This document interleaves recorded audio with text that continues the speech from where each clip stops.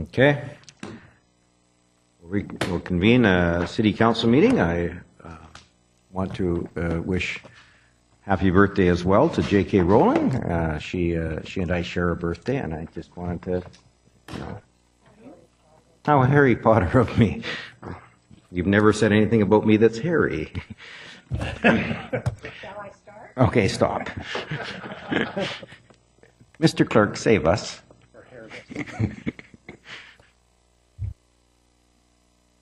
Give the worst handovers. Our first item this evening is the minutes of the regular council meeting held on Monday, July 17th. Recommendation to approve. Moved by Councillor Aspenson, second by Councillor Towner. All in favor, opposed, carried unanimously. Item 2 is minutes of the Universal Accessibility Advisory Committee meeting of Tuesday, June 6th. Recommendation to receive. Moved by Councillor Zarrillo, second by Councillor Reid. And one question related to the minutes on page 2, the fourth bullet from the bottom. I'll use that as the opening because of the unevenness of the pavers on the common property. I think it's common property, but it might not be, at the Glen Pine Pavilion. And I realized that it became obnoxiously uneven and a real trip hazard. And I know that repair work has started on elements of it. I don't know who's doing the repair work, whether it's the Strata, the city, or BOZA. And I wonder if I could ask Mr. Alweba if there's, I should have given you a heads up I was going to ask this question. Yes, it is part of the Strata. I believe it's part of the Strata property, and I don't know the specific details. I understand there's the multiple parties of that Strata's in there. All know what's going on, and I can provide some an update to all of council. Probably is best. So I give you the specifics of how long the work will take. It is not uncommon. We just have to stay on top of these things. Thank you very much. Staying on top is better than tripping on it. The motion is the minutes. All in favor? Opposed? Carried unanimously. Next item, item 3, pertains to minutes of the Sports Advisory Committee meeting of Wednesday, June 14th. Recommendation to receive. Moved by Councillor Hodge, second by Councillor Towner. All in favor? Opposed? Carried unanimously. Item 4 concerns minutes of the Sustainability Environmental Advisory Committee meeting of Tuesday, June 27th. Recommendation to receive. Second. Moved by the chair, Councillor O'Neill, seconded by Councillor Aspenson, who has nothing to do with the committee. because the vice chair was asleep at the switch over there.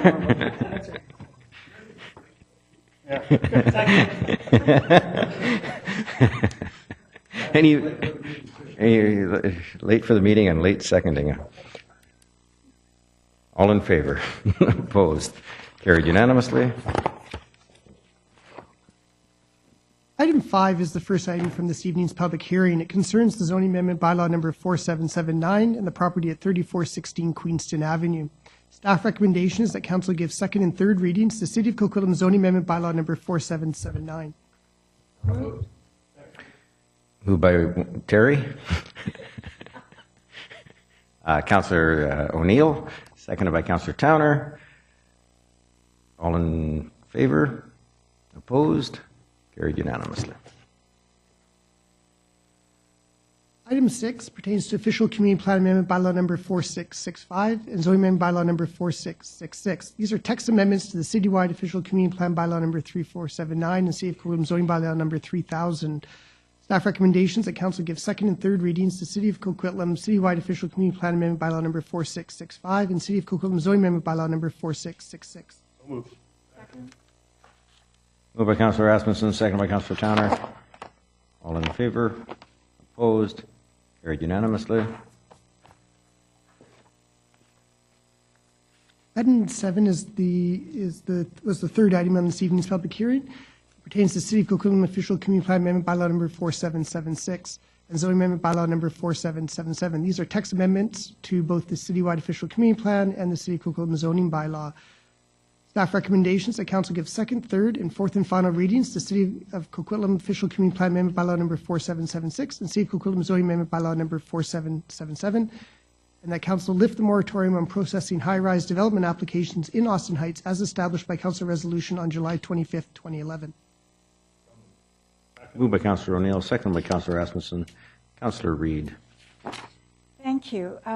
It was a good public hearing tonight to hear what some of the folks had to say. And one of the things I wanted to make very clear is we, the city, we do not build the housing that one of the ladies was asking about without the granite and the very simple homes. We don't build it. But the people who own the property, those private citizens, have the right to build or sell or do whatever they want. What we have done, and I have to compliment staff on this because it took a long time. It takes a long time to work around the rules that we are constrained by from other levels of government. So what we have done is we have got an affordable housing strategy. You probably hear us talk about it a lot, but nobody ever really gets to know what it means. And even those of us who are in it and developed it, we get lost some days. But what we have got here is we have ways of offering builders competitiveness between their buildings with those who want to provide affordable housing and those who want to provide subsidized housing. And one of the things I have been pushing for, but haven't heard anything back yet, with the change of government we may, because they have said that they're going to come in with a lot of affordable housing permissive uses for us. So if a builder comes in, we've lowered the base, but we've offered him bonuses if he builds market housing. Market housing is housing that can go to anyone. We can get partnerships going with nonprofits, and they will take over either subsidized housing or lower rental housing, so assisted living housing. And that is the way that we are trying to work around and getting some affordable spaces in our community. The other things that many people brought up, and the ladies from the BIA especially, the more folks that are in the community, the better the businesses are, the more attractive it becomes. And we've heard tonight 3 or 4 people saying that we are behind because we put the moratorium on. The moratorium was put on so that we could really sit back and take a look at what was going to happen in the town center and in Coquitlam, and we know how robust they are. The Austin Heights is where I've lived here for over 40 years, and it was sort of my stomping grounds, and it was the place. Rosemary's Treasures was always my favorite store to go to. We have to look at neighborhoods and keeping those neighborhoods as they are. That's what's so precious about this Austin Heights area. We've looked around for office space, and we're always short of office and doctor space. Well, the building that the Drysdale, the law firm is in, that's full of doctors and office space. And we can use some more of that. We can use several buildings.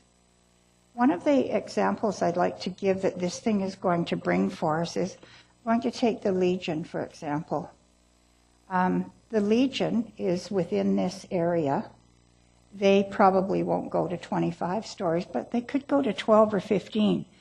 They won't do it because it's not something that they do as a business, nor could they afford, but they will partner with someone.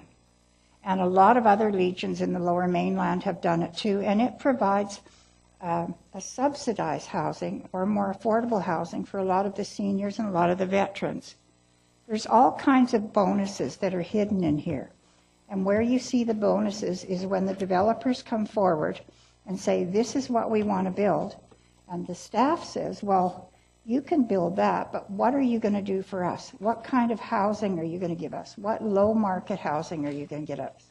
Are you going to market 25% below the market rate for how long? And staff has developed a housing agreement, and they've done all kinds of innovative things within that. So I have to think that we have done our best with our affordable housing strategy to try and move forward and partner with people to try and get affordable housing in. In every newspaper you read, you'll see all the cities are trying to do something. We have our Made in Coquitlam affordable housing strategy, and I think overall it looks pretty good. So I'm kind of looking forward to this and moving Austin Heights ahead and getting a lot more people. The more competition you have, the lower the prices go. Thank you. Councillor Zerillo. Thank you. I thank everyone that came out today, and it's nice to see the BIA also represented here today. It's wonderful. Thank you for coming out. My comments are just about what I heard tonight about the character and the keep the heart of this current neighborhood, that matters to people in this community.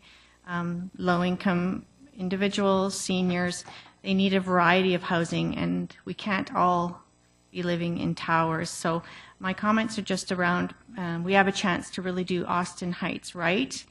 And although I am concerned that lifting this moratorium during the summer like this, and perhaps with the perception that the residential areas didn't get their full consultation, that we might get some pushback. But I think if we really ensure that both businesses and residential owners going forward and renters have an equal voice, and that we do have a very strong and pre-planned redevelopment strategy, that this could be a very successful space and a very walkable space.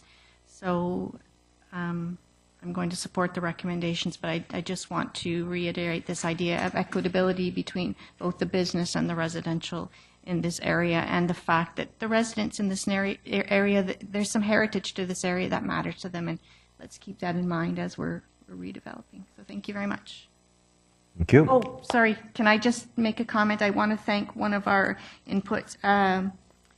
Ms. Macquarie mentioned that there was a real estate listing that was talking about the fact that we were going to be lifting a moratorium most likely, and it's expected that this removal of this moratorium will happen and that they'll have all this new density. And I just want to have a shout out there to say thank you for sending us that. And I've spoken about it before, about the idea that the real estate industry, it's pretty disrespectful of the process when we start to say that things are happening before it's even gone through a public hearing. And I just want to put that out there for the real estate company. I'm not going to mention who it is for this one, but it would be great if the real estate industry would just let the public have their say before they put it out there that things are going to happen, because we all do take our job very seriously, and we come with an open mind to every single one of these. And that's just my comment. So thanks from Ms. Macquarie for sending that in.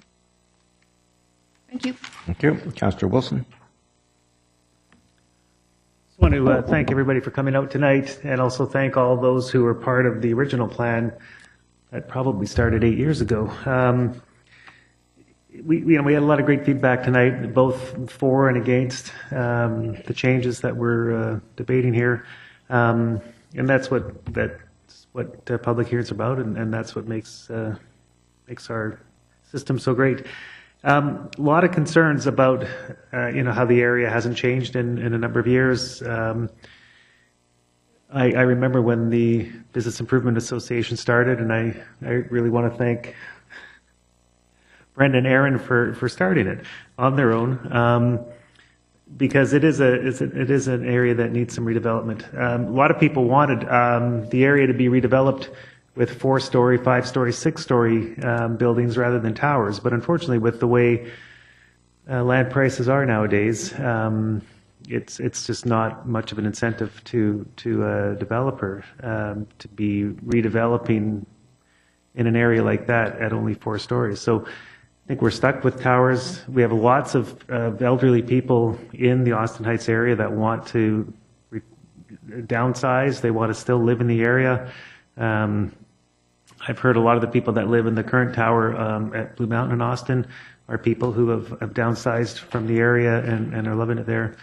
And so it's an opportunity for people to retire in the same community that they've lived in most of their lives. As one of our presenters tonight said, it's an opportunity for younger people to hopefully get into the market in an area where they grew up. And like Councillor Reid mentioned, in terms of trying to make sure that some of these units are below market, I think we have a really good opportunity with our housing affordability strategy, as well as with what this new government is promising to do. We need to hold them to it, and we need to work with them and other partners to make sure that in this area we get as much below market housing as we can, because it is an area that really can benefit from a whole spectrum of housing choices. So, yeah, just really want to thank people for coming out tonight and be part of this. Thank you. Thank you. Councillor Asmussen. Well, thanking everybody for coming out tonight. This has been a long time in coming. We put a moratorium on this, and I expected that to be coming back within a couple of years. It's been 6 years. It's been too long. The area does need revitalizing. It does need, we're taking an area that virtually, except maybe 6 or 8 housing units in it now, is going to have housing. We're going to allow people that live in Coquitlam, young people now, the ability to buy places in Coquitlam and stay living in Coquitlam. I know some people that lived in Coquitlam, downsized in Coquitlam, are living in the Austin building, that afford them to sell their places, stay in Coquitlam, live in a tower, and enjoy Coquitlam even better in that area. And I look at providing the number of units in this area is going to provide more housing. We have our housing affordability strategy, and we've been very successful so far through Mr. McIntyre and through staff, the number of applications we've had for market rental apartments. And it's important that we get more market rental apartments, because the more market rentals we have, the more competition, and the more competition there is, hopefully the lower the rates for market rentals. We do some, and we work with developers for some low income and some special needs. On the project that was on Lougheed, Como Lake and Clark, we gave extra density for a 49-story tower. We then had that group come in with a 15-story, 100-unit market rental building. But within the market building, we worked with them to acquire, with a housing provider, 5 units for people with special needs, physical disabilities, and that they would own and operate those units within that building. So those are some of the flexibilities we can do within our housing affordability plan. But we are limited when people think about affordable housing and lots of it. We can leverage certain things, but we're limited. What we need, and what with this new government, is we need the government, because it's the housing and affordable housing is a provincial and federal responsibility. At the local level, we have limited funds. We have the property tax. Property tax is a regressive form of tax. It has nothing to do with income, and we're limited in how much we can put on the property tax. We don't put it on the property tax for affordable housing. We have taken 10% of our density bonus. We put it into an affordable housing fund. Could be 20 to 25 million over the next 20 to 25 years, where we can leverage and get some more market, some below market. But we need those 2 levels of governments to step up. And the new provincial government has said for years that before they came into government that not enough was being done. I hope they're going to stay true to their word, and they're going to step up to the plate. And what I'd like to see them really do is simply, rather than, I think you want to have people living all together within a building. I don't like the building of separate low-income buildings. I believe more in a rent subsidy, that people live all together within a building. There's no, and they see different role models. They live together. Nobody knows that they're getting a rent subsidy. I think that would come from the federal, provincial government. We can build these units. The other reason we give a increase in density is developers find that building market rental without an incentive isn't cost-effective, and they won't build it. And so I think we have stepped in the right direction in Coquitlam. I'm proud of what we've done with our housing affordability strategy. We're making great success within this strategy, and I think that's going to continue on. Within this area, we are not touching the low-rise that are surrounding it. We're simply adding housing to a commercial area, and we're going to add more commercial into that area, put more retail in that area. Will there be transitions? Will there be differences? Yes, there will be. We've looked at this. We've reduced from what was before the heights in that area. In the city center and most other areas, we have a 25-meter separation between towers. In the Austin Heights, due to where it is and everything, we have increased that to a 35-meter separation. So we've made some extra regulations within that towers and everything for view corridors. Now remember, nobody owns a view, but we understand that we want to create still some views for people to have. And that's why we have the separation distance, the placing of towers to create it. But people will be affected in their view. Anytime you do a single family, a mid-rise building, trees or anything will affect somebody's view.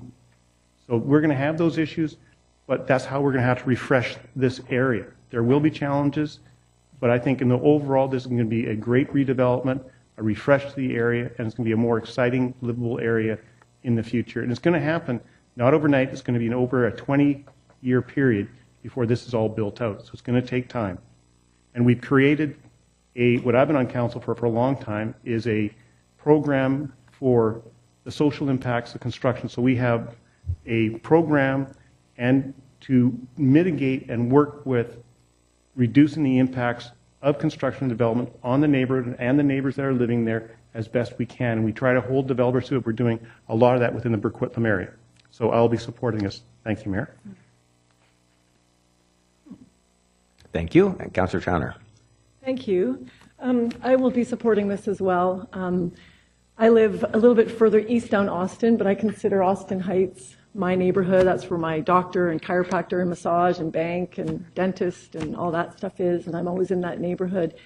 And when I bought my house pretty much 20 years ago, the realtor and all my neighbors said, oh, yeah, we didn't have, Coma Lake Village wasn't what it was. We didn't have the Austin station, so that's where I went for my groceries. And yes, it's going to be revitalized and updated, and it wasn't happening. And although it's before my time, it's under my understanding that years ago there was a very, very, very extensive public consultation for this neighborhood. Someone said tonight it was overdone. We hired pastry chefs and daycares so people could come out, and it was really, really thorough and robust. And people wanted pedestrian-oriented, mixed-use commercial center with vibrant streets and managed traffic and all that. And there was no limit on the high-rises. So nothing's changed as far as except we've lowered where we've put a limit on the towers. And so I think I'm in support of that. People also recognize now, I've talked to a lot of people in the last few weeks in that area. I've been at Blue Mountain Park a few times, the Legion, I go to the Legion, I'm in that neighborhood, my kids' schools, and the farmers markets and whatnot. And people recognize that we need to densify, we need to increase our housing supply. We need more people in the area, we need to provide homes, and the market has changed even since this plan was unanimously approved back in 2011. So I think it's a great plan, and Mr. McStravick said it perfectly, and Councillor Wilson alluded to it too. I've spoken with many residents in the current tower who are so happy to live there because it's their neighborhood, and they've been able to get rid of their single-family home and no more yard work and no more having to go up and downstairs to do laundry, but still go to their favorite coffee shop and their favorite teller at the bank and their deli, and they're still in the neighborhood. So towers they're not this big, bad, ugly thing. They offer housing choices for people that want to downsize or people that want to work in the area. So I think this plan gives the residents certainty, and we're finally moving forward, lifting the moratorium. I think it's a well-designed plan. But I also hear very loudly and very clearly that we have to pay attention to keeping affordable housing in the neighborhood. I was a very strong supporter of the first purpose-built rental that we approved in decades at Charland and Blue Mountain. And I think Mrs. Shoemaker has left, but she talked about a development she saw in Europe where they didn't have any parking. And I think sometimes we do have to get rental in, to get more affordable housing, have some relaxation on the parking, and put the onus on the building manager to say, you know what, if you have a car or two cars, this isn't the place for you. This building is for people that don't own cars, close to transit. So I look forward to moving with partnerships, with our housing affordability strategy that you've heard us all reference, with getting creative to get some affordable housing in the neighborhood, it stays there, and just to keep that neighborhood vibrant and robust, and so everybody who lives there and has businesses there, and everybody can thrive as we move forward. So I'm in strong support of this, and I want to thank everybody who came out tonight and everybody else that I've spoken with over the last few weeks about this neighborhood. Thank you. Thank you. I'll add my 2 cents. this isn't a public hearing on the moratorium. This is a public hearing on the changes that came out of that moratorium. We imposed a moratorium that said, okay, let's take a pause. I think those of us who were at the table at the time thought, we'll take a pause of 6 months, we'll figure this out. Unfortunately, so many things happened, and one of them was that SkyTrain was announced, and we started digging for that, and that meant a whole lot of planning that went into SkyTrain-related neighborhoods, and this moratorium sat there on the books for the longest time. We're now had the option of lifting it. That was a few months back. A staff report came to council. It gave us 3 options, as Councillor O'Neill reminds me. One was lift the moratorium. Let's get going. 2 was the other end of the spectrum, and that was I think it was completely reduce the density, and the third one was to tweak. And we've opted to tweak, and that is actually to reduce the density somewhat. Although I'm disappointed that some people considered it to be an increase in the density, it actually is a reduction, putting in limits on height and reducing the density. So I actually was very comfortable with the plan as it was approved unanimously by council 6 years ago, and subsequently revisited. And I want to read the first couple of lines of, because this was relevant at the time, and I was reminded of it because I searched up the local reporter's article about that, because there was we had approved unanimously after a 2.5-year process, a very long public process. Councillor Towner mentioned the pastry chef and the day, actually had daycare options so that people could, child minding, so that folks could bring the family and let's look at the plan and let's really discuss it properly. And Nadia did a great job with that process. And after 2.5 years, we came up with a plan that everyone could agree on, and all of council agreed, and we had a public hearing, and we adopted a plan unanimously. And then the first tower got presented to us, and this was the article. If there's one message Coquitlam City Council got this week, it's that it's hard to get people's attention, even when something big is happening in their neighborhood. That was made clear Monday evening when about 200 people showed up at a public hearing, most of them to oppose a 24-story tower planned for Blue Mountain and Austin, the first high-rise set to be built as part of the revitalization of Austin Heights, despite years of planning that involved open houses, flyers, signs on the property, and dozens of newspaper advertisements and articles, including some stories on the front page of the Tri-City News, should have said written by me. Several speakers told council they had no idea that there were towers involved. And I remember those renderings on the front page of the Tri-City News, and it was all over that this was a revitalization of a neighborhood that needed revitalizing. It had included towers, and despite everything we did, clearly some people didn't grasp what the project was about. This is the neighborhood that I grew up in. This was our downtown, and those people who grew up in Coquitlam, this was where we went. This was our shopping. This one in Como Lake Village. This was the downtown of Coquitlam, and it was kind of old back then. Back when I wasn't 58, but back when I was 8, it was old. And now it's, we've been trying to get it revitalized, and there's a couple of new buildings, but that's it. And in this particular block, no housing. And so this is almost the perfect one. I almost expected to hear people on the affordable housing side come out and scream, yes, do agree with this plan, let's get it moving forward.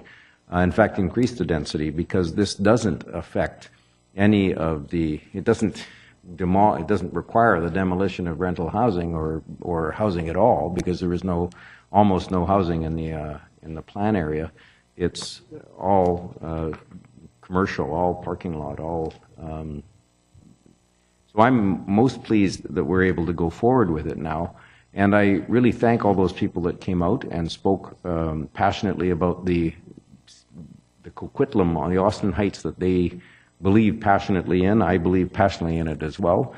I agree that we should probably figure out how we can further encourage rental housing, and that is to further lower the parking standards wherever possible, and allow that more and more people need to be supported if transit is their decision. And we need more people. We hear about the traffic issues.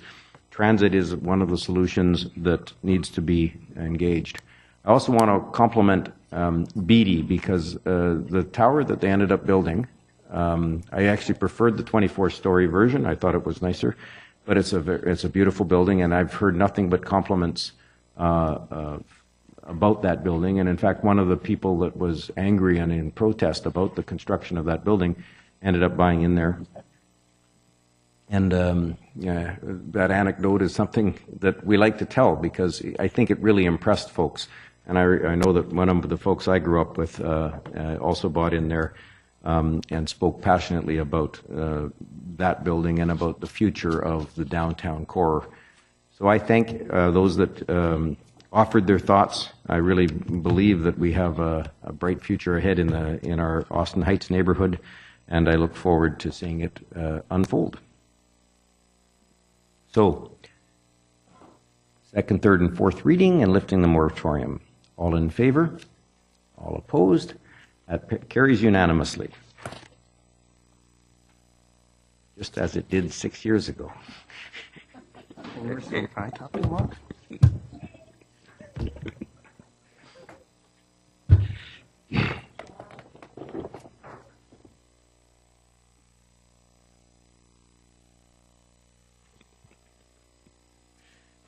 Mr. Clerk. Thank you, Worship.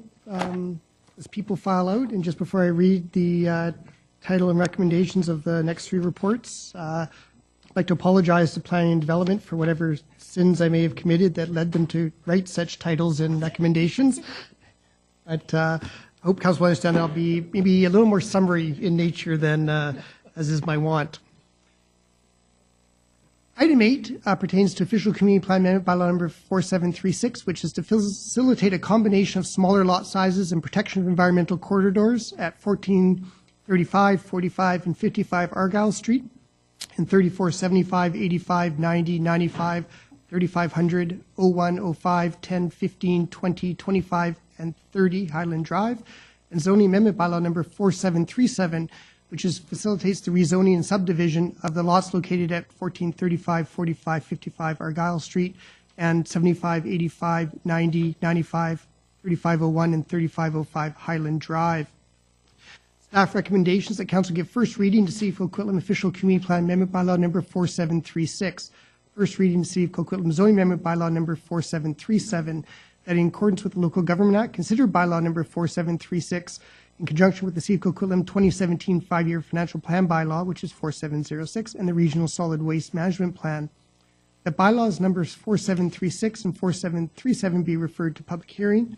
And finally, that staff be instructed to complete the 9 items, which are marked A to I on the staff report before you and on the agenda. Prior to Council's consideration of fourth reading, should Council grant second and third readings to bylaws numbers 4736 and 4737. Moved.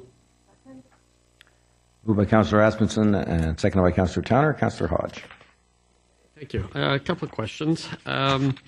Looking at the layout and future here, I note that in the report notes that 3535 Highland is not part of this assembly. And I'm just see if I can find the map. I'm just wondering what provisions do we make in a case like this? Do we just sort of put an overlay as to where the roads and how it will develop so that at some point in the future that piece of property is able to sort of become part of the neighborhood, in the new neighborhood? Through the chair to Councillor Hodge, yes, I guess we could call it a shadow plan has been developed that could show how that one particular lot could be brought in at a future date. Okay. One of my other favorite topics is street names, and noting that this is one of those opportunities where we do see some new streets. If this goes ahead, there'll be some new streets, and I just want to confirm that the names that will be used will come from the list. Good. You don't need to know what they are, just that they will come from the list. Next question is about tree retention, and I note that came up in the public consultation. On the attachment 6, I believe we referred to as the trees The report says the tree retention of 20 trees. 20 trees are being retained. And I thought, well, that's good news. And when I went to look at attachment 6, I find that 16 of them are all on one lot, which is really, it looks like a lot that the existing house is going to stay. So I'm just wondering why one house is there. Is that just part of the assembly that the owner only sold part of the property and is keeping the existing house, and thus the trees on that property stay? And in which case, down the road, is there development potential for that property? Through the chair to Councillor Hodge, at this point in time, although it's proposed to create an oversized lot with the potential down the road, should the owner choose to do so, should council rezone the property to possibly subdivide in the future, and you're correct. Part of the reason why there's so many trees being retained on that lot is that there's no immediate plans to subdivide that property. So there'll likely be in the future, should that lot subdivide, some tree removal. That would come forward as a subsequent subdivision proposal, though. Right. So some information that I'd like for the public hearing is, when we see development on Burke Mountain, particularly in the greenfield areas, there's a lot of hemlock and everything. So we go through, and really tree retention isn't really that much of an issue up there. But these are all, I believe, but I didn't get a chance to get up and drive by, but my recollection is these are basically 15 one-acre estate lots where there are trees. And this is sort of reminds me a little bit of what I did when I recently went through an application on my property. And the mature trees that are there, you can have 20-year-old rhododendrons and things throughout the property. It's not like it's just forest.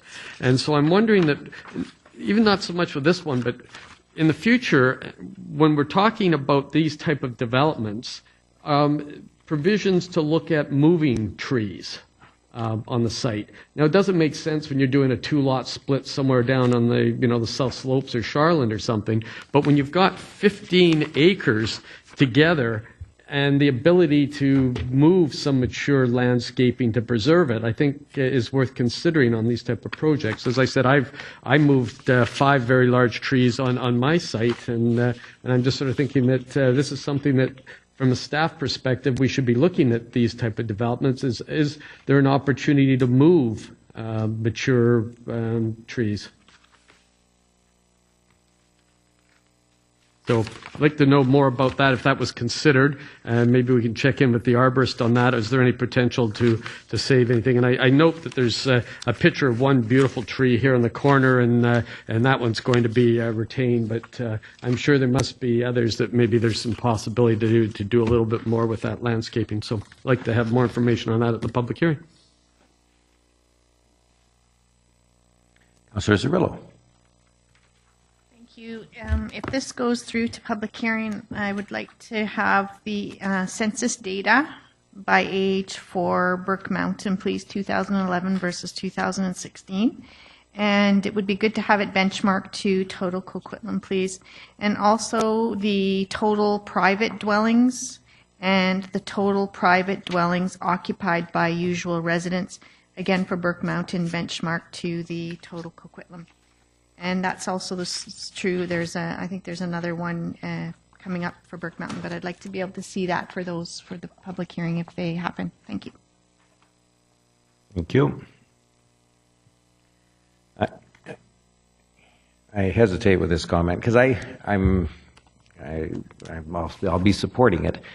I'm just given the pressure that we have as a region, the growing pressure to make the very best use of our dwindling land resources. I wonder when the time will come when we have to.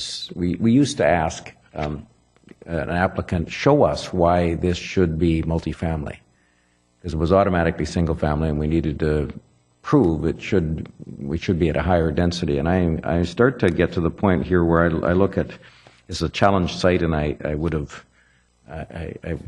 contemplated over the weekend whether townhouses would fit better. And I say that because we're probably getting to the point where we're going to have to start saying to applicants, show us why this should be single family. Because we really can't continue to develop single family in neighborhoods where that we still have, because absolutely, we've heard the discussion in the Austin Heights. We'll hear the discussion everywhere else in Coquitlam, where we're trying to accommodate the population growth that this region will absorb. I sit as the chair of the Regional Planning Committee, and we're trying to contemplate how the regional growth strategy will be able to absorb an extra 1 million people in the next 25 years on the existing footprint, on essentially with very few greenfields left. This Burke Mountain is pretty much the only significant greenfield on this side of the rivers.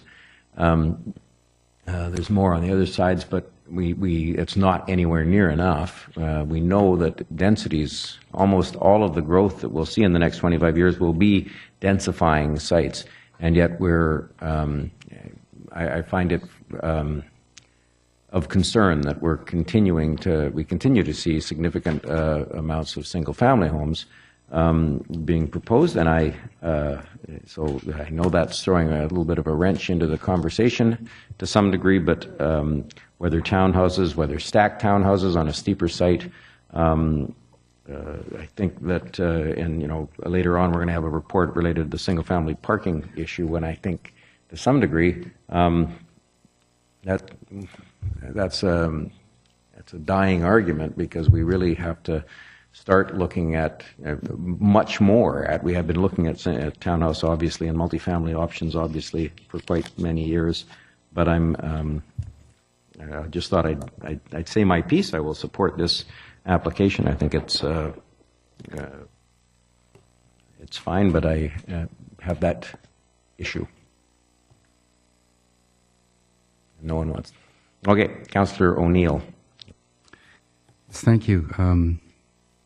Everyone, this council, we have nine people with each one with one vote. However, one councillor, the mayor, does have a special position, obviously, and he's expressed an opinion about future land use on Burke Mountain that perhaps carries some moral suasion or some extra importance because it comes from the mayor, and it should, perhaps, because of his unique position and because it's his birthday. But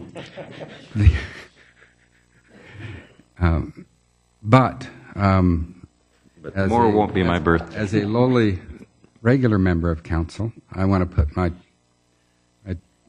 2 cents worth in on the issue as well, and I think we have to be very careful about suddenly moving in a direction where it seems to imply that we want to see all the rest of the hillside be, except for exceptional reasons, townhouses.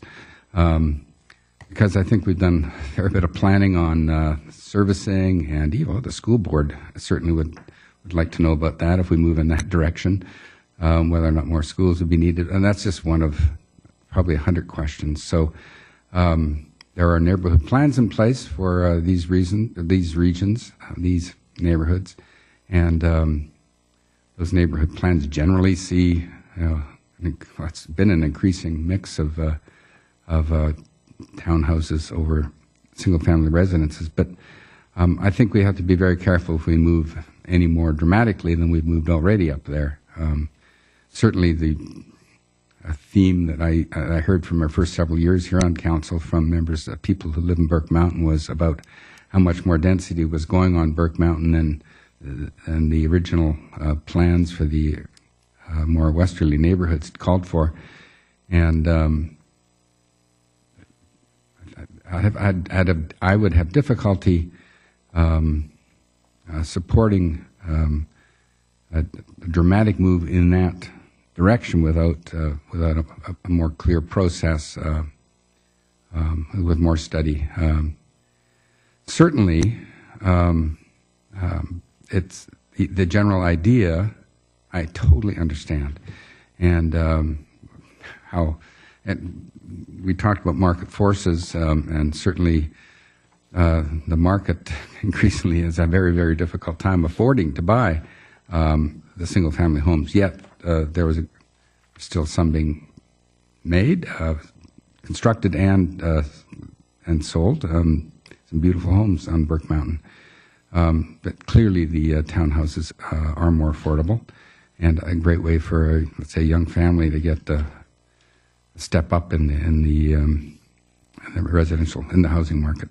Anyway, so the mayor prompted two things out of me today. One was a song, and this was a bit of a dance, but I'm finished. Thank you.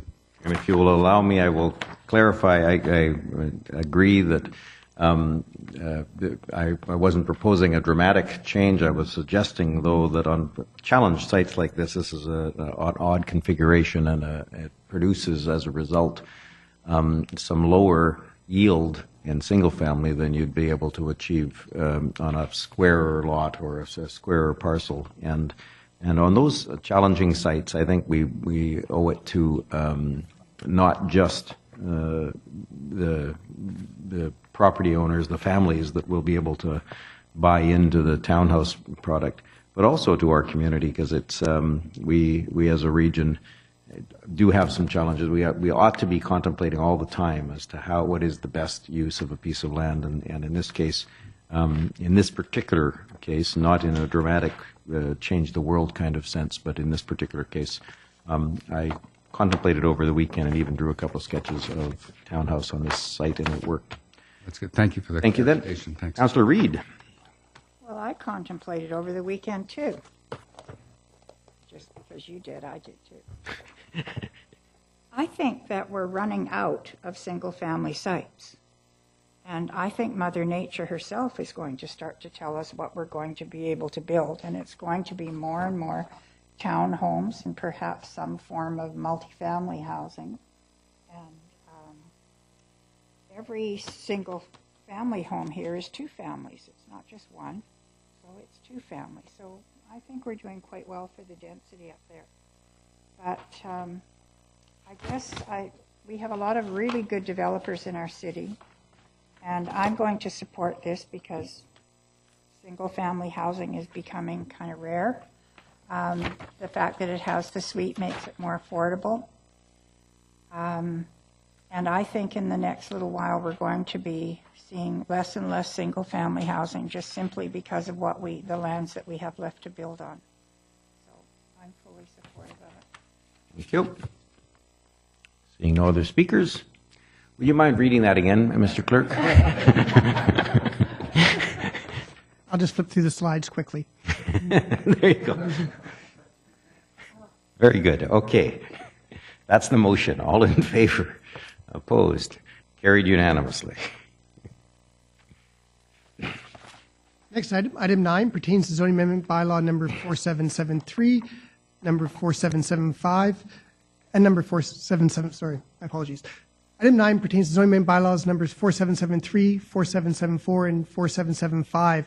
These three bylaws are to rezone portions of 3512 David Avenue, 3561 Gislason Avenue, and 3510 and 3517 Burke Village Promenade in order to facilitate future townhouse developments and protect an environmentally sensitive area. Staff recommendations that Council give first reading to see if Coquitlam zoning amendment bylaw number 4773.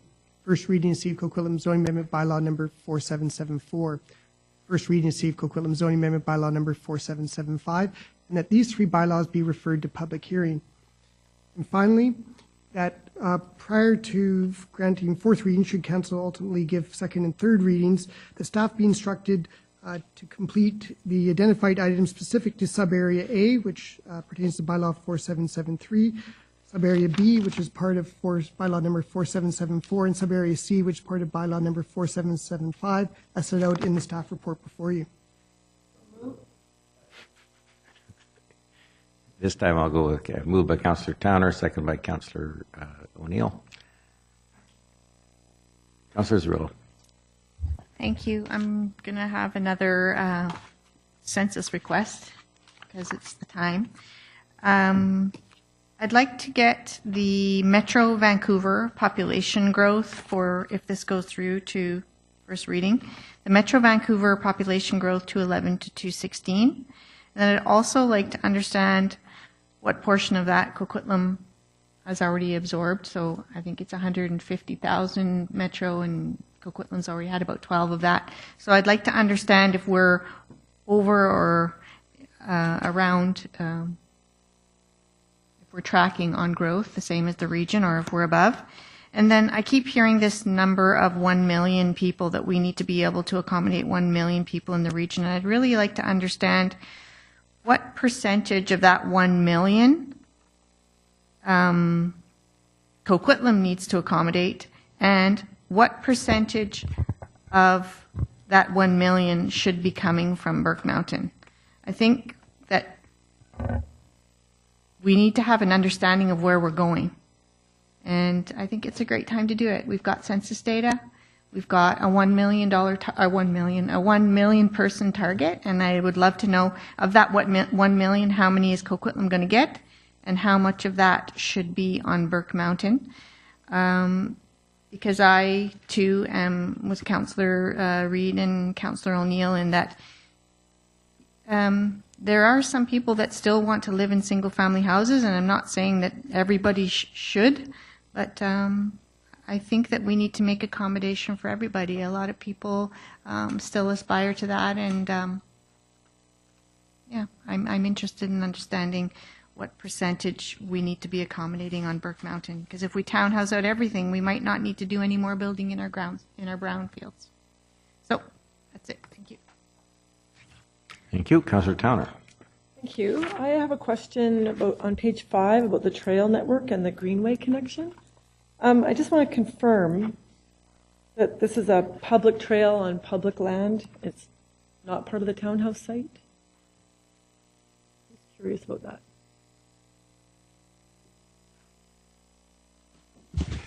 Through the chair to Councillor Towner. Mr. Fuji. That's correct. The trail corridor will be within the proposed P5 publicly owned portion of the site. So it will not be on the private lots. Now, as we go through the detailed development permit processes for the proposed 3 townhouse sites, we'll look at providing opportunities to have linkages from the private sites to the public corridor, and so just to provide that more opportunities for pedestrian movement throughout the area. Excellent. Thank you. Okay. Nobody else?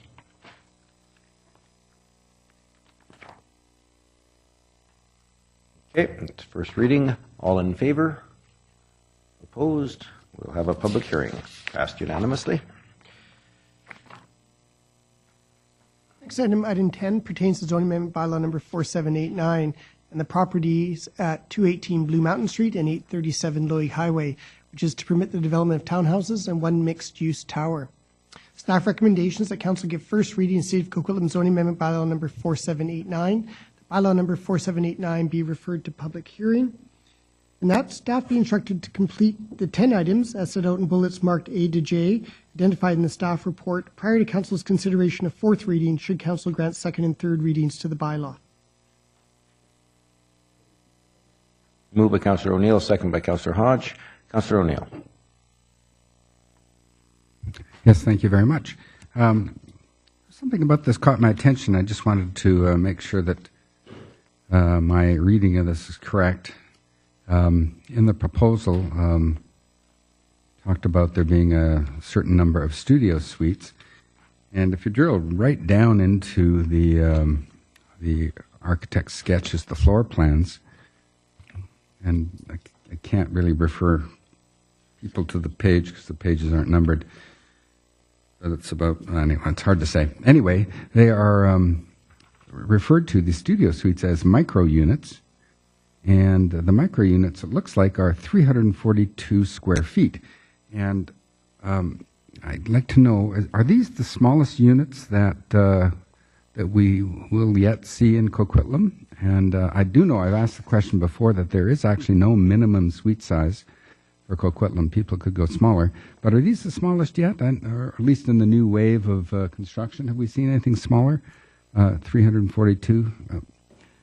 Given that things are normally sold by the square foot, these, by the way, would likely be quite inexpensive compared to 1 and 2 bedrooms. So I'm very interested in these. And of course, I've raised issues before on behalf of other people in the city, talking about tiny homes and things like this. These are actually bigger, quite a bit bigger than a tiny home, but they are tiny apartments, and I'm very interested in them. So, smallest yet? Mr. Fuji.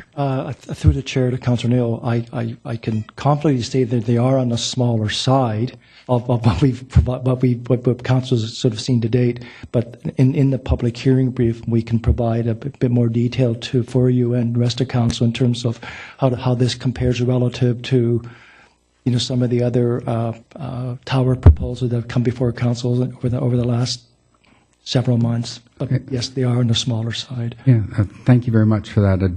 I'd be interested. I think it's a good subject for the public to know about and to discuss. I'll be looking forward to hearing what the public has to say about these micro units. Thank you very much. Yep. That, of course, the answer probably related more to towers than to. We certainly have had smaller units in basement suites. Yes, these are in purpose-built towers. Exactly, that's what I meant. Yep. Thank you. Thank you, Councillor Asmussen. Thank you. Going along the same vein, I have concerns, though, about the number of these micro junior bedroom, 1 bedroom at 58% of the development. We've talked for a while now. Councillor Rees talked about we need more 2-bedroom, 3-bedroom units, more families, people want to transition here. Well, I don't mind having some smaller units, but to be 58, almost 60% of the building is in these small units. I think that's way too much. I could go by about maybe 25 or 30%, but at almost 60%, I would really want to see the developer relook at this. I know some people talk about affordability. I always talk about livability too, and what's livable. I think different cities have looked at this. I just, for me, I'll move this forward for public hearing. I want to hear from the public on this, but I do have the concerns that there's just too many micro, junior, and 1-bedroom units here for a quality development for people to live in, and I don't want to be just shoehorning people into cubicles and call that housing. So I think we have to be careful how far down that road we go. Thank you. Both ends of the spectrum. Councillor Towner. Thank you. I have a question on the same vein. I was curious. I haven't seen junior 1-bedroom or junior 2-bedroom before. I was just wondering what the definition of that is. Just a really, really small 1-bedroom unit, or is there a criteria? Through the chair to Councillor Towner. Mr. Fuji. In terms of, say, from a planning and sort of land use zoning perspective, we don't really use terms along those lines. I suspect that they're more sort of marketing type of ways that developers do describe different unit types. But I would hope, and I'm sure that at the public hearing, the developer will speak to that question and provide some more insight to council on sort of how different unit sizes and types are labeled. It looks like maybe a junior 1-bedroom is less than 500 square feet or something, but okay, I'll wait for the public hearing. Thank you. I think it's that if married couples move into a junior suite, they become singles that live in junior suites comfortably. Oh. Councillor Reid, you had a better explanation for that than that? Actually, I do. Usually what they are is there's sort of like an alcove off the living room, and then that sort of can become, in some designs, sort of a bedroom if you want to shut it off a bit. It's just very small. Like Councillor Asmussen, I am not happy with the mix. I think 300 and some square feet is very small, although I have to tell you, about 20 years ago, and it's that long ago, when the Murchie building, the old Murchie building in Vancouver got redeveloped, I sold a suite in there that was 365 square feet, and I couldn't believe how much stuff they got in it. It was absolutely amazing. Murphy beds and, little tables and counters that became something else, and they're quite inventive, actually. So I can see some of them, but 60% is quite a bit. And my question is then to Mr. Fuji, on the floor area ratio of 3.5, did we offer this person any incentives to come up with rental housing or seniors housing or subsidized housing? Through the chair to Councillor Reid, the C5 zone in relative to the Millardville location of the site, it's just an outright maximum allowable 3.5. There aren't really any, so. Thank you. Councillor Hodge? Yes, a couple of questions on it. A building came forward years ago for the site, and for whatever reason it didn't come forward. But at that time, there was quite a discussion about the design, because it is sitting in a sort of an entranceway point into Mayardville, and there was quite a discussion about, is it French enough? And nobody really came up with a definition of what it should look like. But in the report here, on the recommendations, 3C, it says, resolution of all urban design issues to the satisfaction of the Director of Development Services. So are we having that discussion about the look of it? Because I got to tell you, from my vantage point here, it's really not really an exciting project from the exterior, regardless of the work. And I'd love to see the development go through here, and I'm going to support this going to first reading for that reason.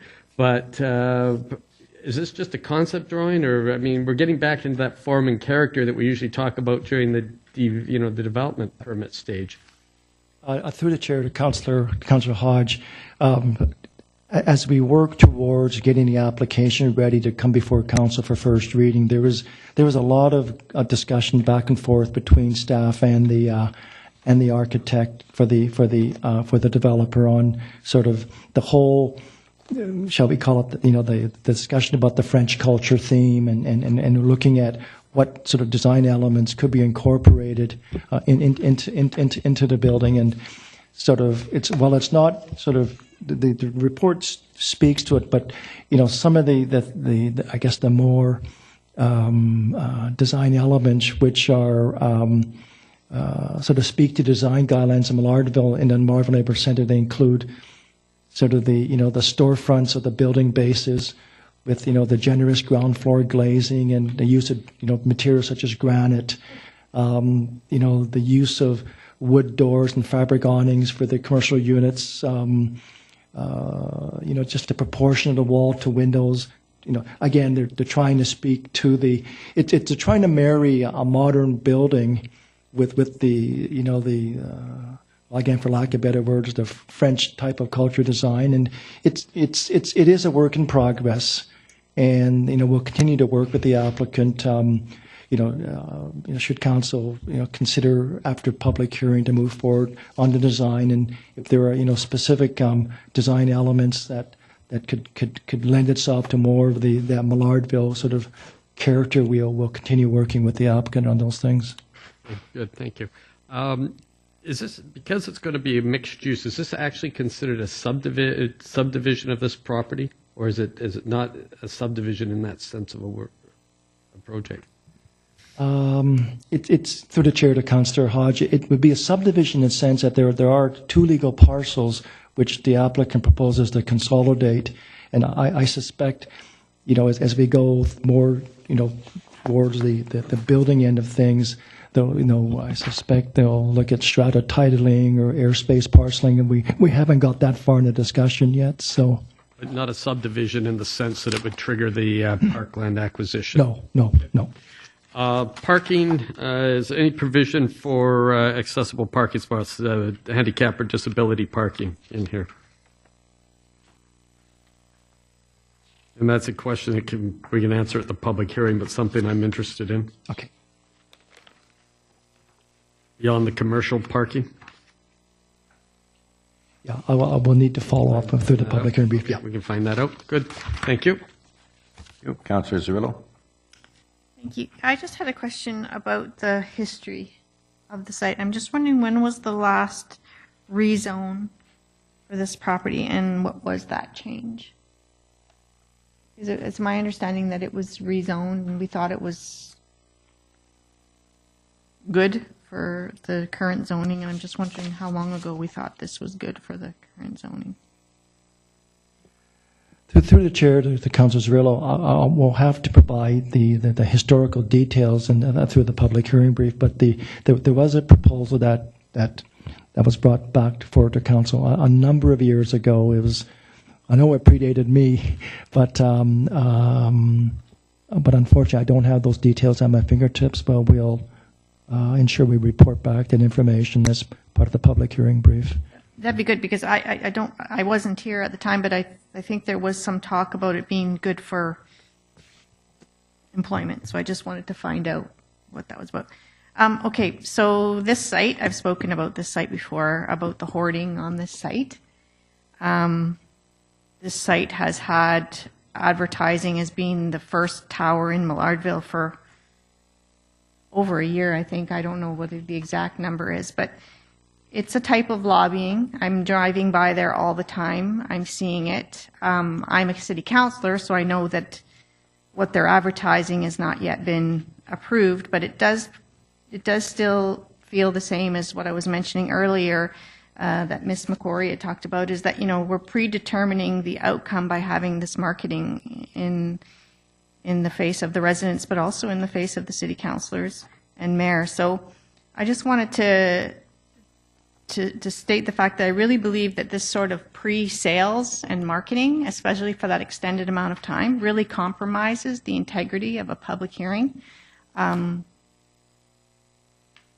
even if we're able to not be influenced by that signage, it still brings a perception that this has already been decided that it's going to be a tower, and I just think it's really inappropriate. I did sign up for the email for the pre-sales over a year ago, and I just think it's totally inappropriate. Like, it's a farce of the public hearing process when it's already been marketed that it's going to be this tower and this type of development. So those are my feelings about it.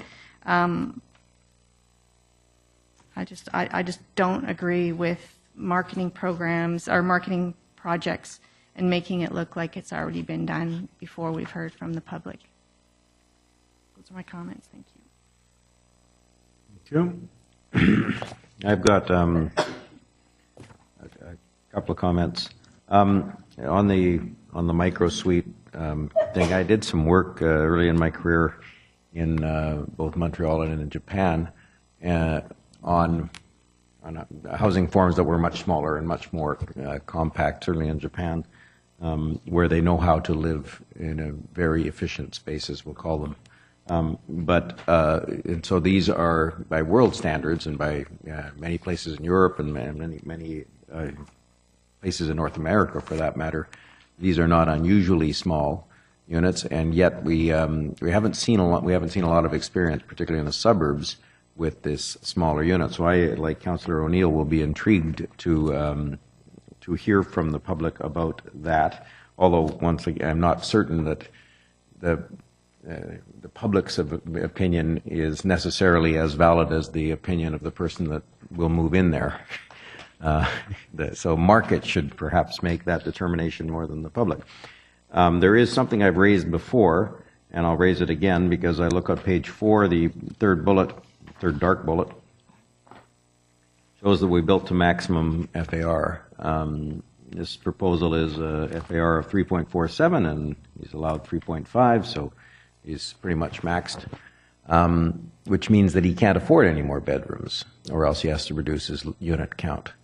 And in the past, I've made the suggestion repeatedly, is it possible that we get to a point where we could exempt the second and or third bedroom from FAR calculations for a percentage of the units or something? And I recognize that that's not exactly on the priority list, but in situations like this, I would much rather encourage, rather than overcome the market forces that, his pro forma looks better if he's got this number of units that are smaller, because the revenue will be higher and it will overcome the building costs more efficiently than if he does what we want him to do, which is to build some 3 bedrooms.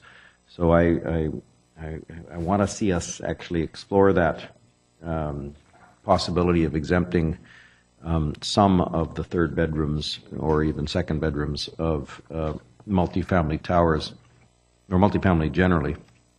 I had a question as well on, and it's something I've raised years ago, but I didn't get.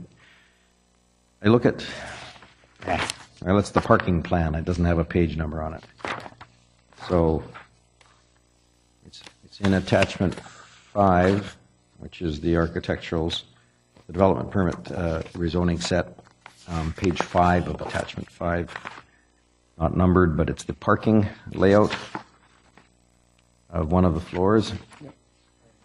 And I see that we allow a small car space, but do we ever contemplate the 2.8 meter cars? There's a lot of them out there, the smart car or whatever. I should stay away from brand names, but whether we can allow the count of a percentage, a small percentage, perhaps 2% or whatever of the parking spaces could be for 2.8 meter cars. I just don't know if we do that. There's a couple of spots in here that would take a smart car easily, and yet we're gonna make it be hashed out by paint and not allow someone to park there. I recognize it's more complicated for strata, but we've got to find ways of making our buildings more efficient, and one of the ways is relax parking and parking requirements, but make it so that as much as possible we incentivize the smaller car. Perhaps if the landlord said you can't live here unless you own, if you do own a car, it has to be 2.8 meters or etc. So I want us to contemplate those sorts of things as well. And that was my last comment. I've got Councillor Wilson. Thanks. I agree with comments of Mayor Stewart, especially about the 3rd bedroom. So at some point we can look at that. That'd be great. I didn't read anything in this report about electric car charging stations, and especially based on a conversation we had earlier today about that. It would be great to get some information about whether they have plans for that, and if they don't have plans for that, some encouragement for at least having provision to have it roughed in. Thank you. That's all I got. Okay. Question is first reading. All in favor? Opposed? Carried unanimously.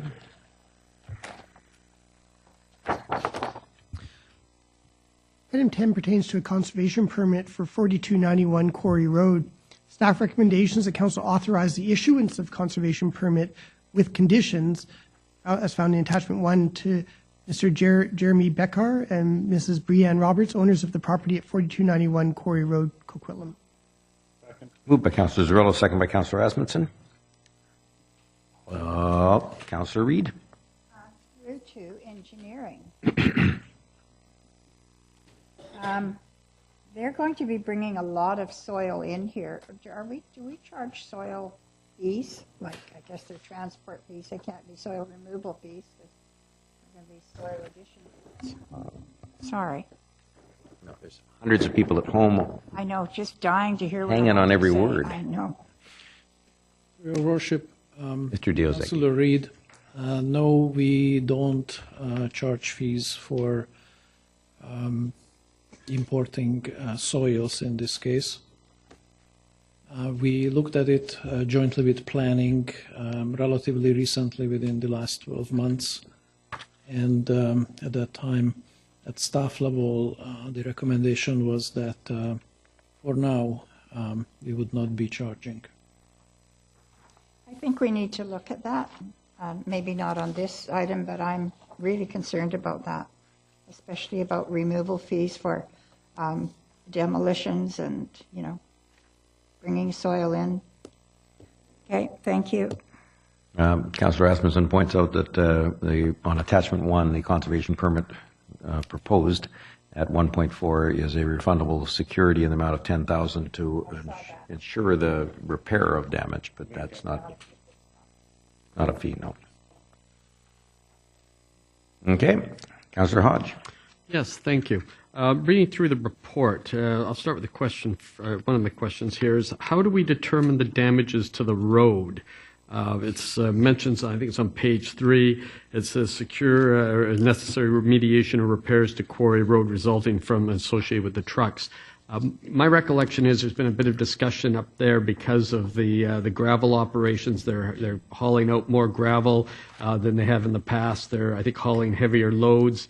And I'm just wondering how, and I mean, that road is in constant need of repair. I've driven up there a couple of times to get up to the regional park, and I'm just wondering how we attribute damage from fill coming in versus damage caused by gravel going out.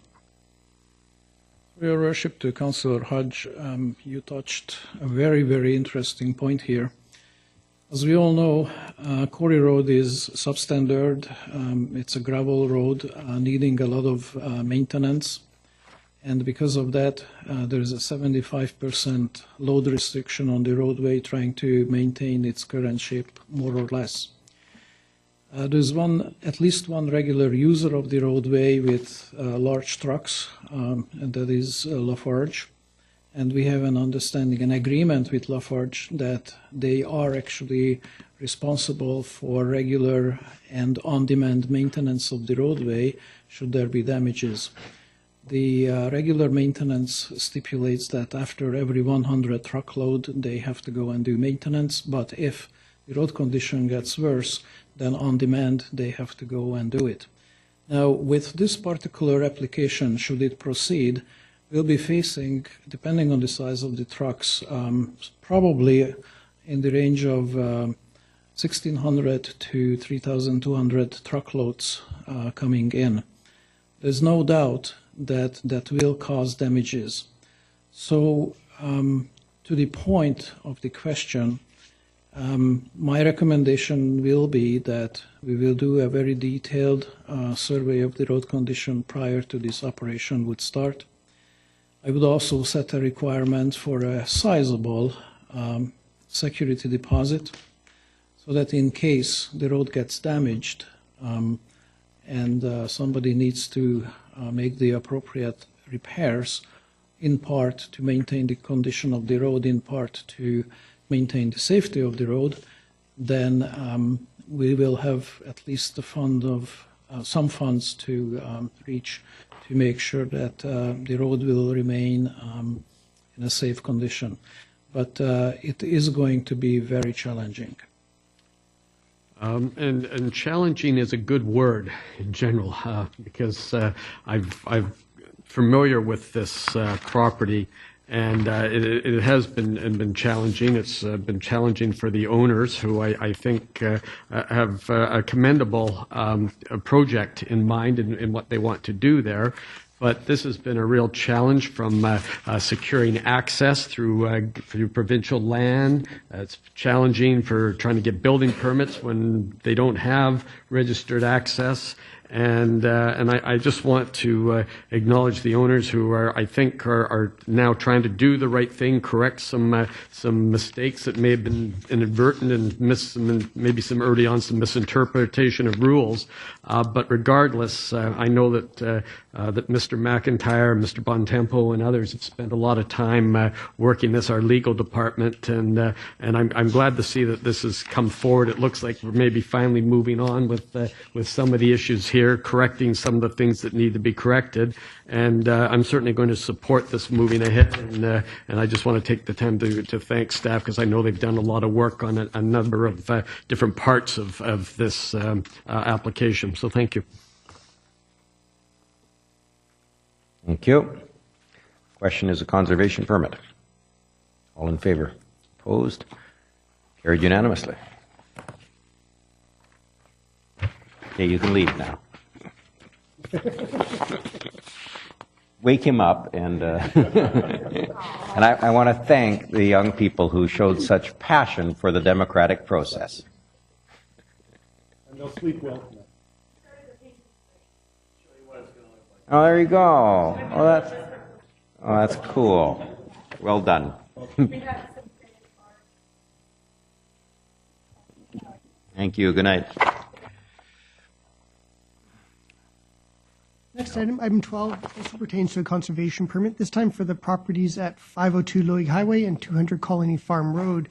Staff recommendations that council authorize the issuance of a conservation permit with conditions, as set out in attachment 1, to the Metro Vancouver Regional District to permit earthworks associated with trail construction at 502 Lougheed Highway and 200 Colony Farm Road.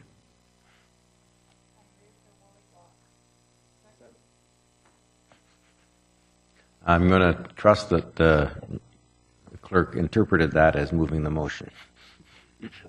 Okay, yeah, okay. So Councillor Reid moves the staff recommendation, seconded by Councillor O'Neill. Okay. I thought you did too, but he jumped in and so did she. Okay, anyway, all in favor? Opposed? Oops, Councillor Hodge. I was just going to say I'm really pleased to see this coming forward, and I want to thank Metro staff who are here tonight. Our Parks staff Metro committee that I serve on has done a lot of work to bring this project forward. It's something that we've been very supportive of in Coquitlam. We'd like to see this trail move ahead, and I'm pleased to see that this is the first step in moving ahead, and I'm certainly going to be supporting it for that reason. Thank you. This is long awaited. All in favor? Opposed? Carried unanimously.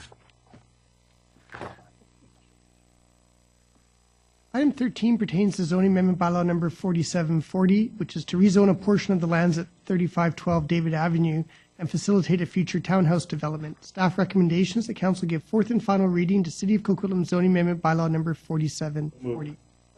Moved by Councillor Asmussen, second by Councillor Towner. All in favor? Opposed? Councillor Zerillo is opposed. The motion carries. We were almost unanimous. Item 14 is consideration of fourth and final reading to official community plan amendment bylaw number 4722 and zoning amendment bylaw number 4723 and housing agreement bylaw number 4724, as well as the authorization of a development permit. Staff recommendations that council give fourth reading to City of Coquitlam official community plan amendment bylaw number 4722. Fourth reading to City of Coquitlam zoning amendment bylaw number 4723. Fourth reading to City of Coquitlam housing agreement bylaw number 4724. Approve the signing and sealing of the DP for 1226 Johnson Street, and the mayor and city clerk be authorized to execute it. And 5, authorize a grant of $177,545 from the Affordable Housing Reserve Fund to the Finnish Canadian Rest Home Association, which is to be applied towards development cost charges and building permit fees for 14 proposed market rental unit within the proposed seniors apartment building. Moved by Councillor Towner, second by Councillor Zerillo. My only objection, once again, is the second last clause there, that these be applied toward development cost charges. I don't care. I'm not linking them, and I never want to be seen as linking us as rebating development cost charges. That's not what we're doing. Development cost charges are the costs that our taxpayers will otherwise incur from development, and that has to apply to everything. And I'm most pleased to give them a grant to help them with their project. And if the grant is coincidentally the same amount as some other fee, that's fine. But that's not what I'm going to support this for. I'm not supporting it to rebate their DCCs and building permit fees.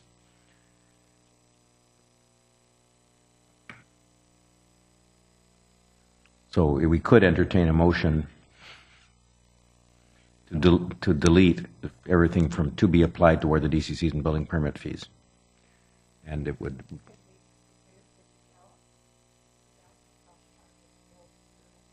That's what I just said. Yeah. Yeah. We're of one mind. That's about half each. We've moved an amendment to delete to be applied toward development cost charges and building permit fees.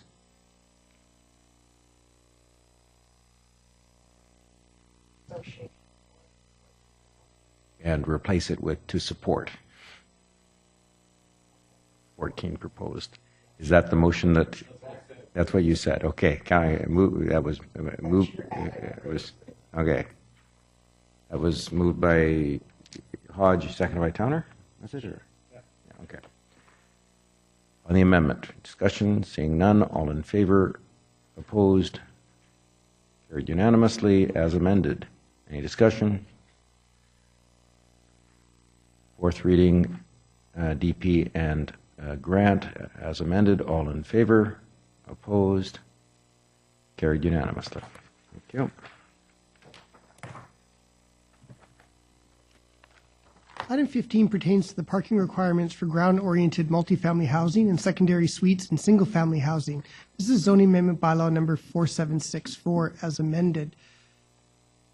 Staff recommendations that council amend the City of Coquitlam zoning amendment bylaw number 4764 by A, including the requirement for 2 resident parking spaces per unit in all ground-oriented multifamily housing developments, with the exception of those in transit-oriented development areas. B, including allowing a maximum of 33% of the parking spaces in ground-oriented multifamily housing developments to be in tandem. C, removing the provision to require an unobstructed non-tandem parking space for a secondary suite in a single-family house, as shown on the black line copy of amended bylaw, which is attachment 1 to the report.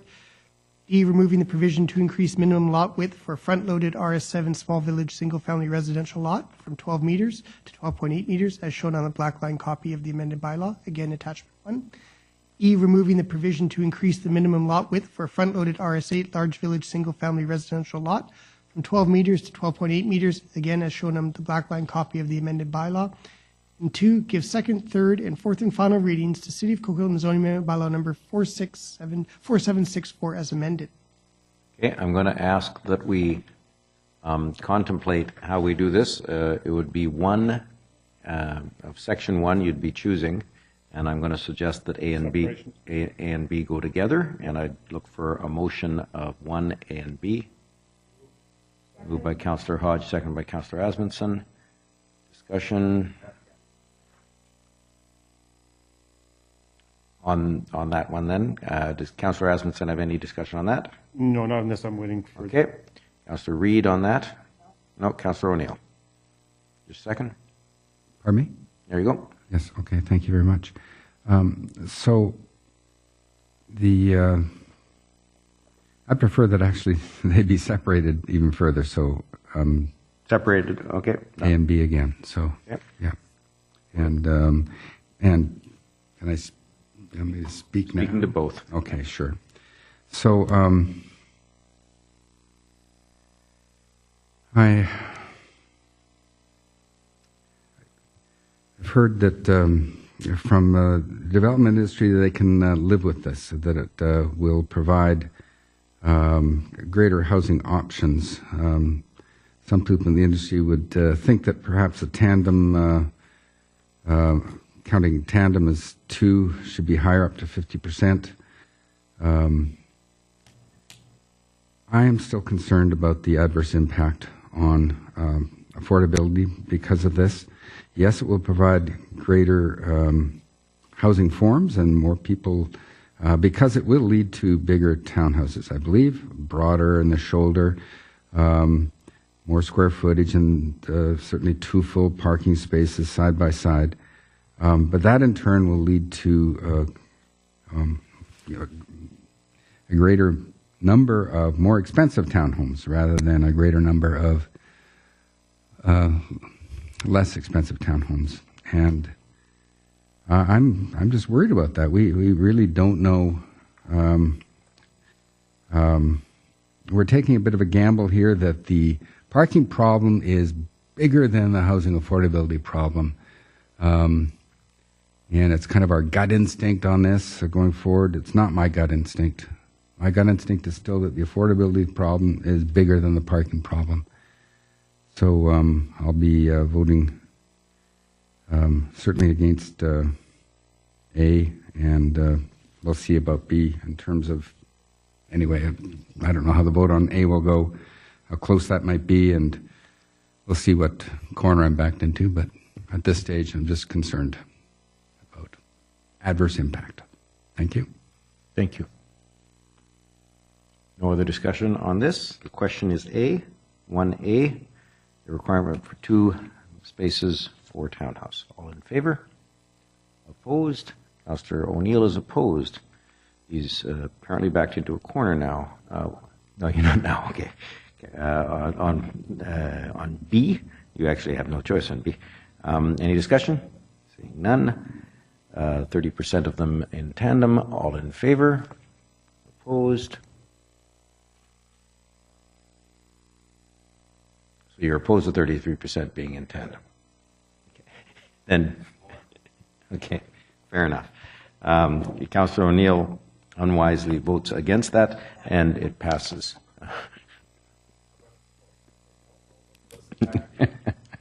Okay. Are there any other motions? C, D, or E? Separation of... In other words, they're not on the floor yet. Okay. Councillor Reid moves C. Well, no one is moving it, so if no one moves it.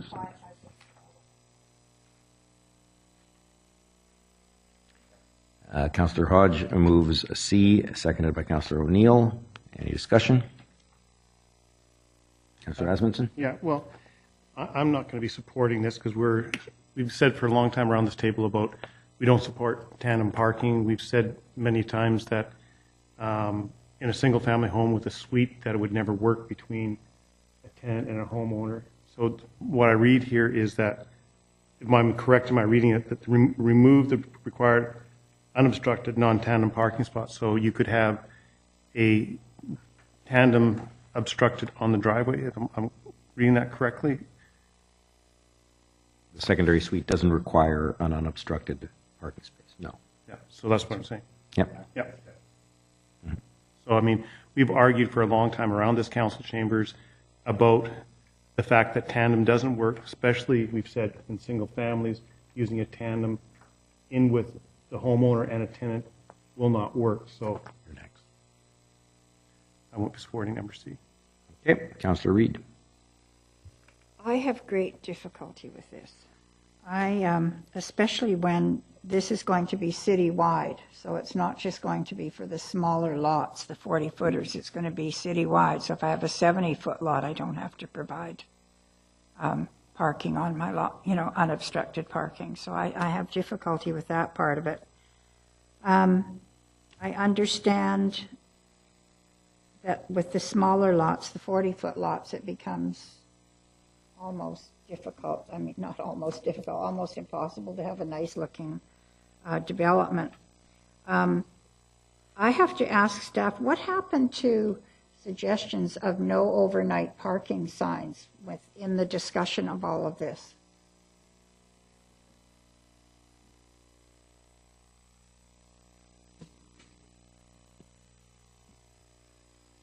Through the chair to Councillor Reid, I'm going by my recollection here, but there were some concerns that those signs could I guess be posted, but there would be probably issues regarding enforcement and things like that because of just the nature of our current sort of enforcement operations. So there were some issues that were raised in terms of the ability to enforce that sort of limitations. So I just don't think it's fair. I don't think it's fair that the taxpayers should pick up parking for someone so that they can have a suite. That just doesn't work with me. I could probably, because of Burke Mountain, deal with the smaller lots and no parking.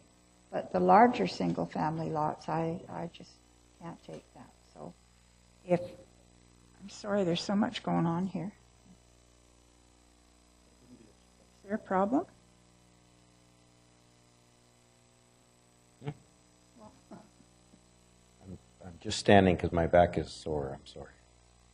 So this is for citywide, and I just don't see having people with their 7 and 8 and 9,000 square foot lots parking on the street.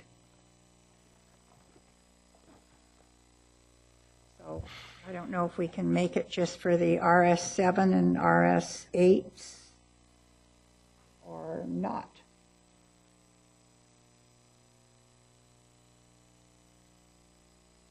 Help, staff. Not in favor of the motion. Mr. McIntyre.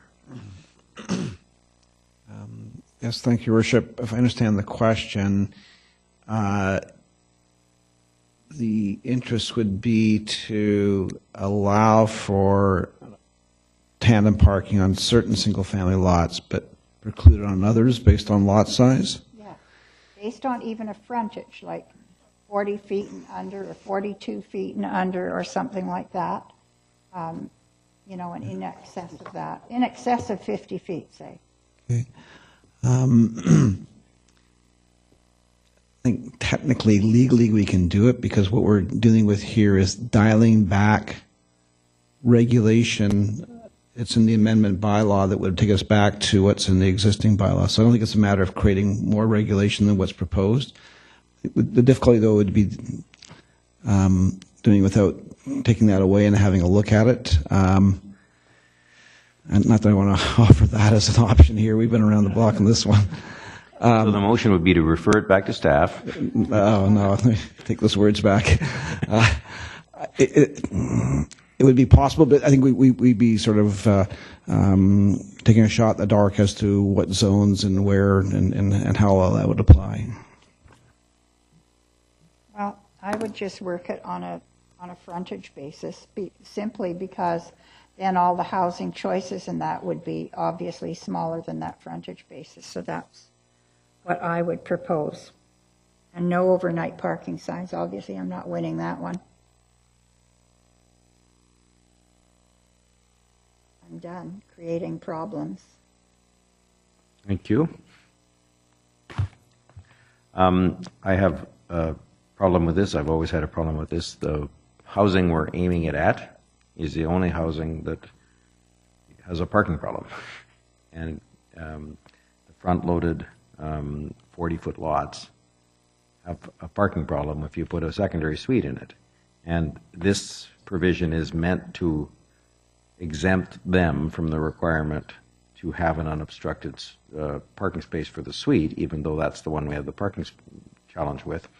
And it would have the effect, as Councillor Reid just mentioned, of also exempting the houses on my street from having an off-street parking space. And we hear complaints in older Coquitlam all the time about our neighborhoods just overrun with cars now because the landlord parks his boat on the tenant's space or whatever. Imagine if we made it so that they could now develop homes with only the two spaces. So that even those ones where the tenant should be parking on the property, they don't have to anymore because we've exempted that. So I absolutely I can't support this.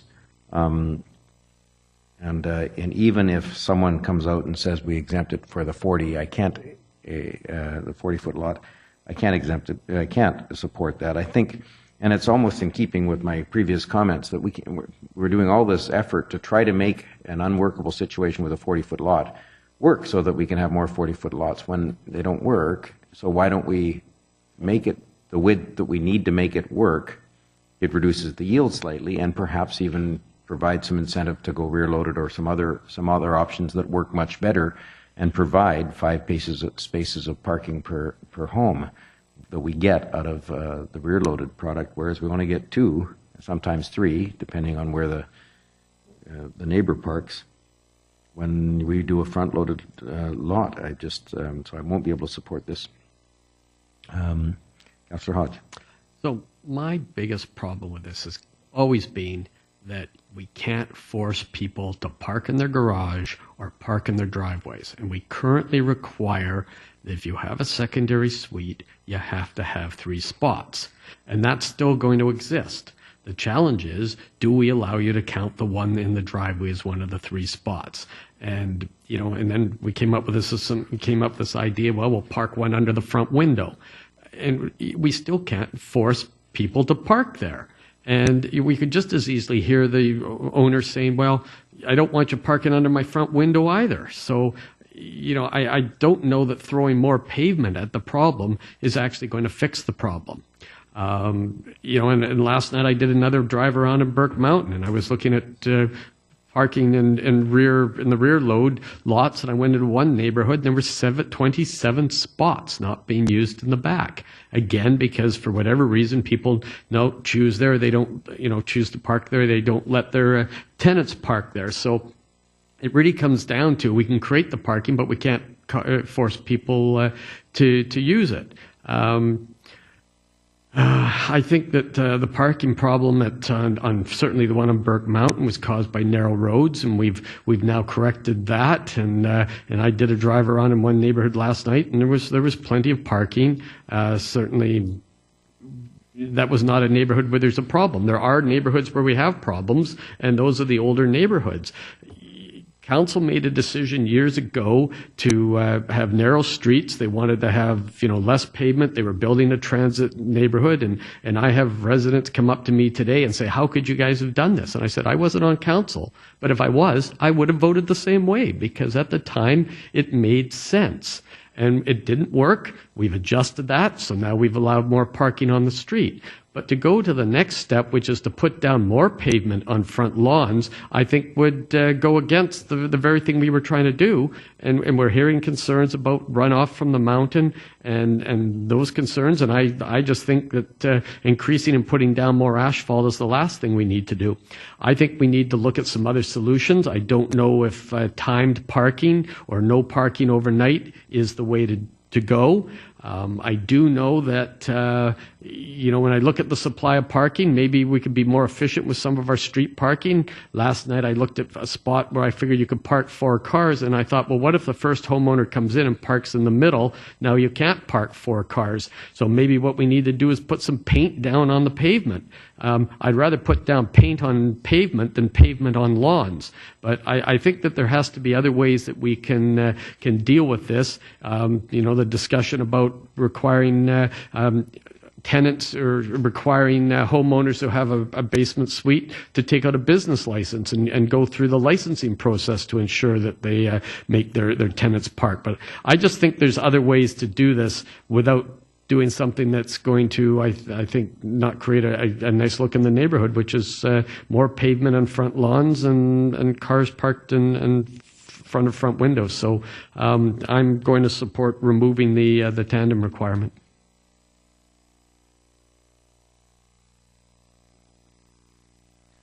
We knew you were going to. You moved it. But okay, Councillor Reid had something. So, I know. I don't know if she's moving an amendment yet, so I have to let her decide what she's doing. like clarification because of the. Okay, then she's going to raise a point of clarification. Go ahead.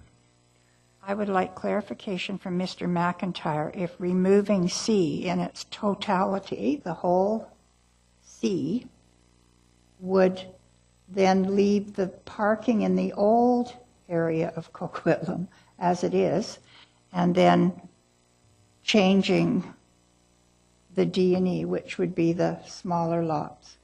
Would that be allowed under the basis we can't create burden or whatever?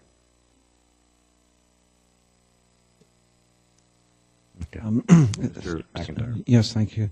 Through the chair, the bylaw components have been broken out so they can be dealt with each one separately and independently. And the way the wording has been done, it's either in the bylaw for final consideration, or it can be removed without problem.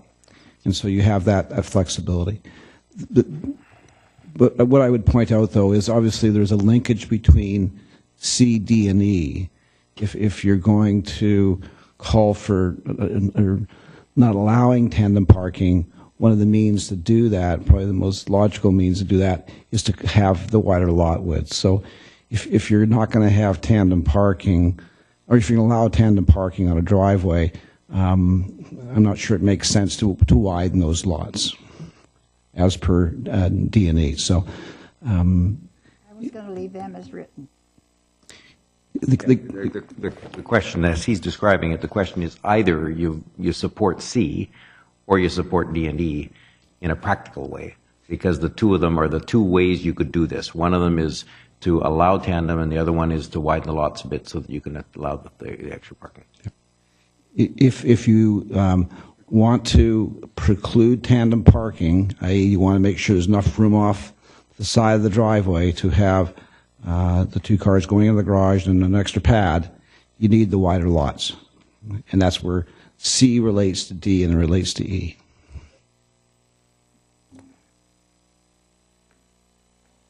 Clarified? No. I think you can do C and leave D and E. Councillor Zerillo? Well, I'm not sure how C got into the bylaw, because if removing it is a change, not doing anything is status quo, and I'm not sure why we put it in that we were gonna remove it. So anyway, the only thing I care about is that if somebody has a suite in their basement, that there is an unencumbered spot for the tenant. And the reason that I care about that is because the tenant deserves to have a safe spot to park their car. So if the owner of that house decides that they want to have tandem for them and their kid or their spouse or their partner, or they want to park their boat on one of them and the car on another one, have at her. What I care about is every single house in Coquitlam that's a single family home that wants to have a suite needs to have one unencumbered spot, and it needs to belong to the tenant. So I'm not going to accept C, because I really believe we need to have it. What the owner does with theirs, I don't care, and whether they park on it or not park on it, that's not something I can control, but I know there's all kinds of illegal suites in this community right now where people, unfortunate tenants, are having to park their car on the road, and they're having to take that because they need some place to live so badly, and it's just not fair. Like Councillor Reid said, the taxpayer is subsidizing that. So that's my comment. I just care about the suite person. I've done the count. I see where this is going. The question is the removing the provision for non-tandem, requiring non-tandem. All in favor of removing the provision? And that's Councillor Hodge, O'Neill, and Towner, and Wilson. All against that are the other four, Councillors Asmussen, myself, Councillor Reid, and Councillor Zerillo. The motion fails.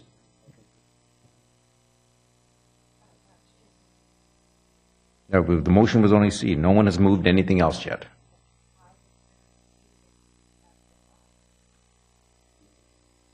You're moving a motion to remove the 42-foot, right?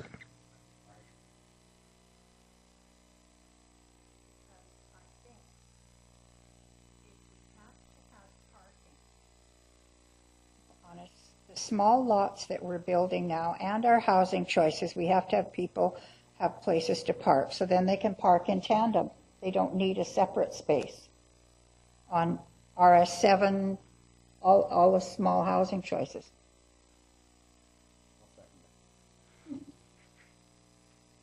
Well, it makes sense.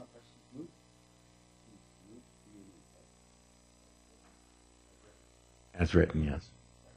Would that accomplish what I just said? No, it'll accomplish the opposite. No. Oh, well then, I won't bother. The way I read it, it has to. Okay, I haven't accepted her moving of the motion because I believe she hadn't interpreted it correctly, and I think she now, she can't, but I've not accepted it, so go ahead. So Councillor O'Neill moves D and E. Okay. Yeah, that's assumed, but no one seconds, so that fails miserably. Councillor Hodge seconds. Wow. Councillor Hodge seconds very slowly.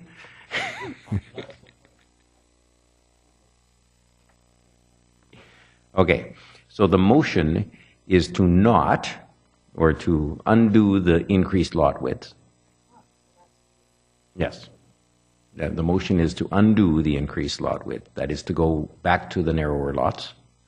It's moved by Councillor O'Neill, seconded by Councillor Hodge. Is there any debate on that? I'd have a speaker. We just did tandem. Okay, so Councillor Asmundson. Well, thank you. I'm not going to support D&E.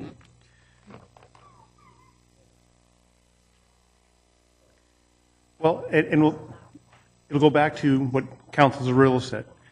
We should always require, if you're going to have a suite, you should have a parking place for the tenant. Now, we've talked before that we could introduce a business licensing for suites to help effectively deal with parking on the property. You don't have to have concrete. You can do a grass grid parking on the front of a property to get in that extra space. The reality is that this council for the last 5 years, and almost all of council, has talked about development applications, has talked and listened to the public about parking. And this council has, for most times, stated quite a, yes, we need and we support a third parking stall. We do it in Old Coquitlam. Every time a development on a 2-lot split comes, we say to the people that, yes, we're concerned about your parking, and, you know, we've looked at that. We have the requirement for a third parking stall off the lane, off the back. We're closing up the driveways off the front and providing more street parking by doing that. We have been concerned, and many people around this table for years, that one of their biggest issues has been about parking in our community. And it seems a bit of a change now. I think we're trying to be consistent with our application. We have required rear-loaded properties to have a third parking stall for a suite. We've excluded for a long time front-loaded properties for having a unobstructed third parking stall. If we had had this in our bylaw previously, and I'll go to what Mayor Stewart said earlier, is that maybe some of the walls that we have and the problems we have in Burke Mountain may not have ever happened, because we've seen designs come in recently where developers have used the laneway to take up the slope, putting the garages on the top side. We have also maybe had them say that we would look at a different type of development rather than this. Or because if you go from an RS8 and the developer's up there saying, well, we do a 13.5 lot, and we're going up to a RS8 at 12 meters. So they're even bigger than that right now building them. And they say they can't fit it on there.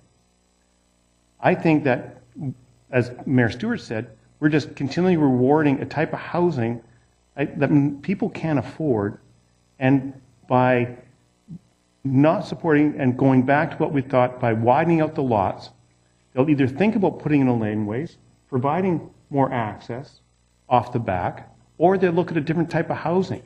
Because the type of housing that's been going up on Burke Mountain, especially these front load with all the retaining walls going in there, is $1.7, $1.9 million houses that aren't affordable. And Mayor Stewart, you know, we have to start looking at more townhousing as a more affordable way. And it's a better land use, can be built into slopes. And we've said on the wall issue that we should be looking at different land uses rather than single-family housing in these areas.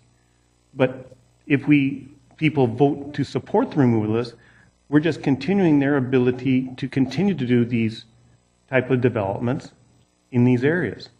And I don't think it makes for a good community, a good livable area. And I talked about, people said earlier that they've driven around there and they looked at parking in the areas.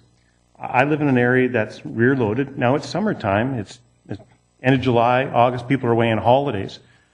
But I know my area, and I live there, and I drive by down my street, and it's generally packed with cars. And a lot of the pads off the back of the laneway are packed with cars.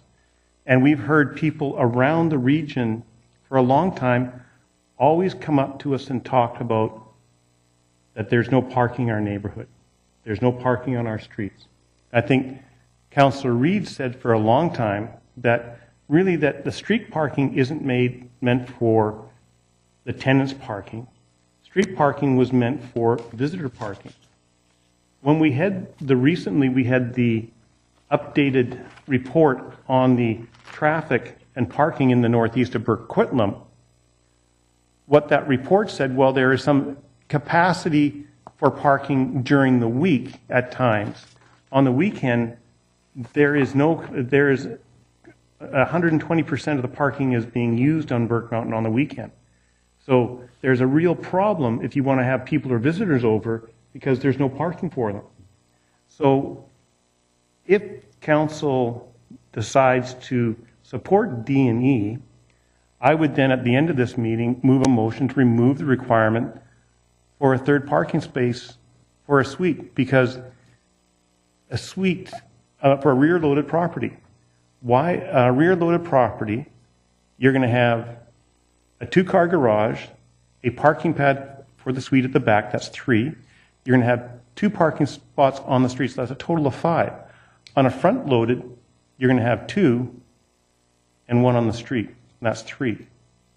You can't tell me that's going to be a better situation, so I will not be supporting D&E, and to me, to be supporting D&E is just walking away from what we've talked about around this table for 5 years. And we've even had developments. We've had a couple heritage developments where we have sent it back and made the developer put parking across the front.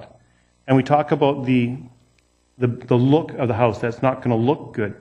But on another issue, we're also saying that you can park a motorhome on the driveway and a boat, or 2 motorhomes on the driveway. And we're okay with that. And I think that looks way worse than any car being parked on the front of a property. So either if we don't have a problem with parking, and this has been a mirage of issues that we just hasn't happened, then we should remove the requirement for a third parking stall. Thank you. Councillor Wilson. What do you see in the future? Everybody's going to have electric cars, and they got to park in the garage because they're going to plug them in. I'm kidding. Sorry.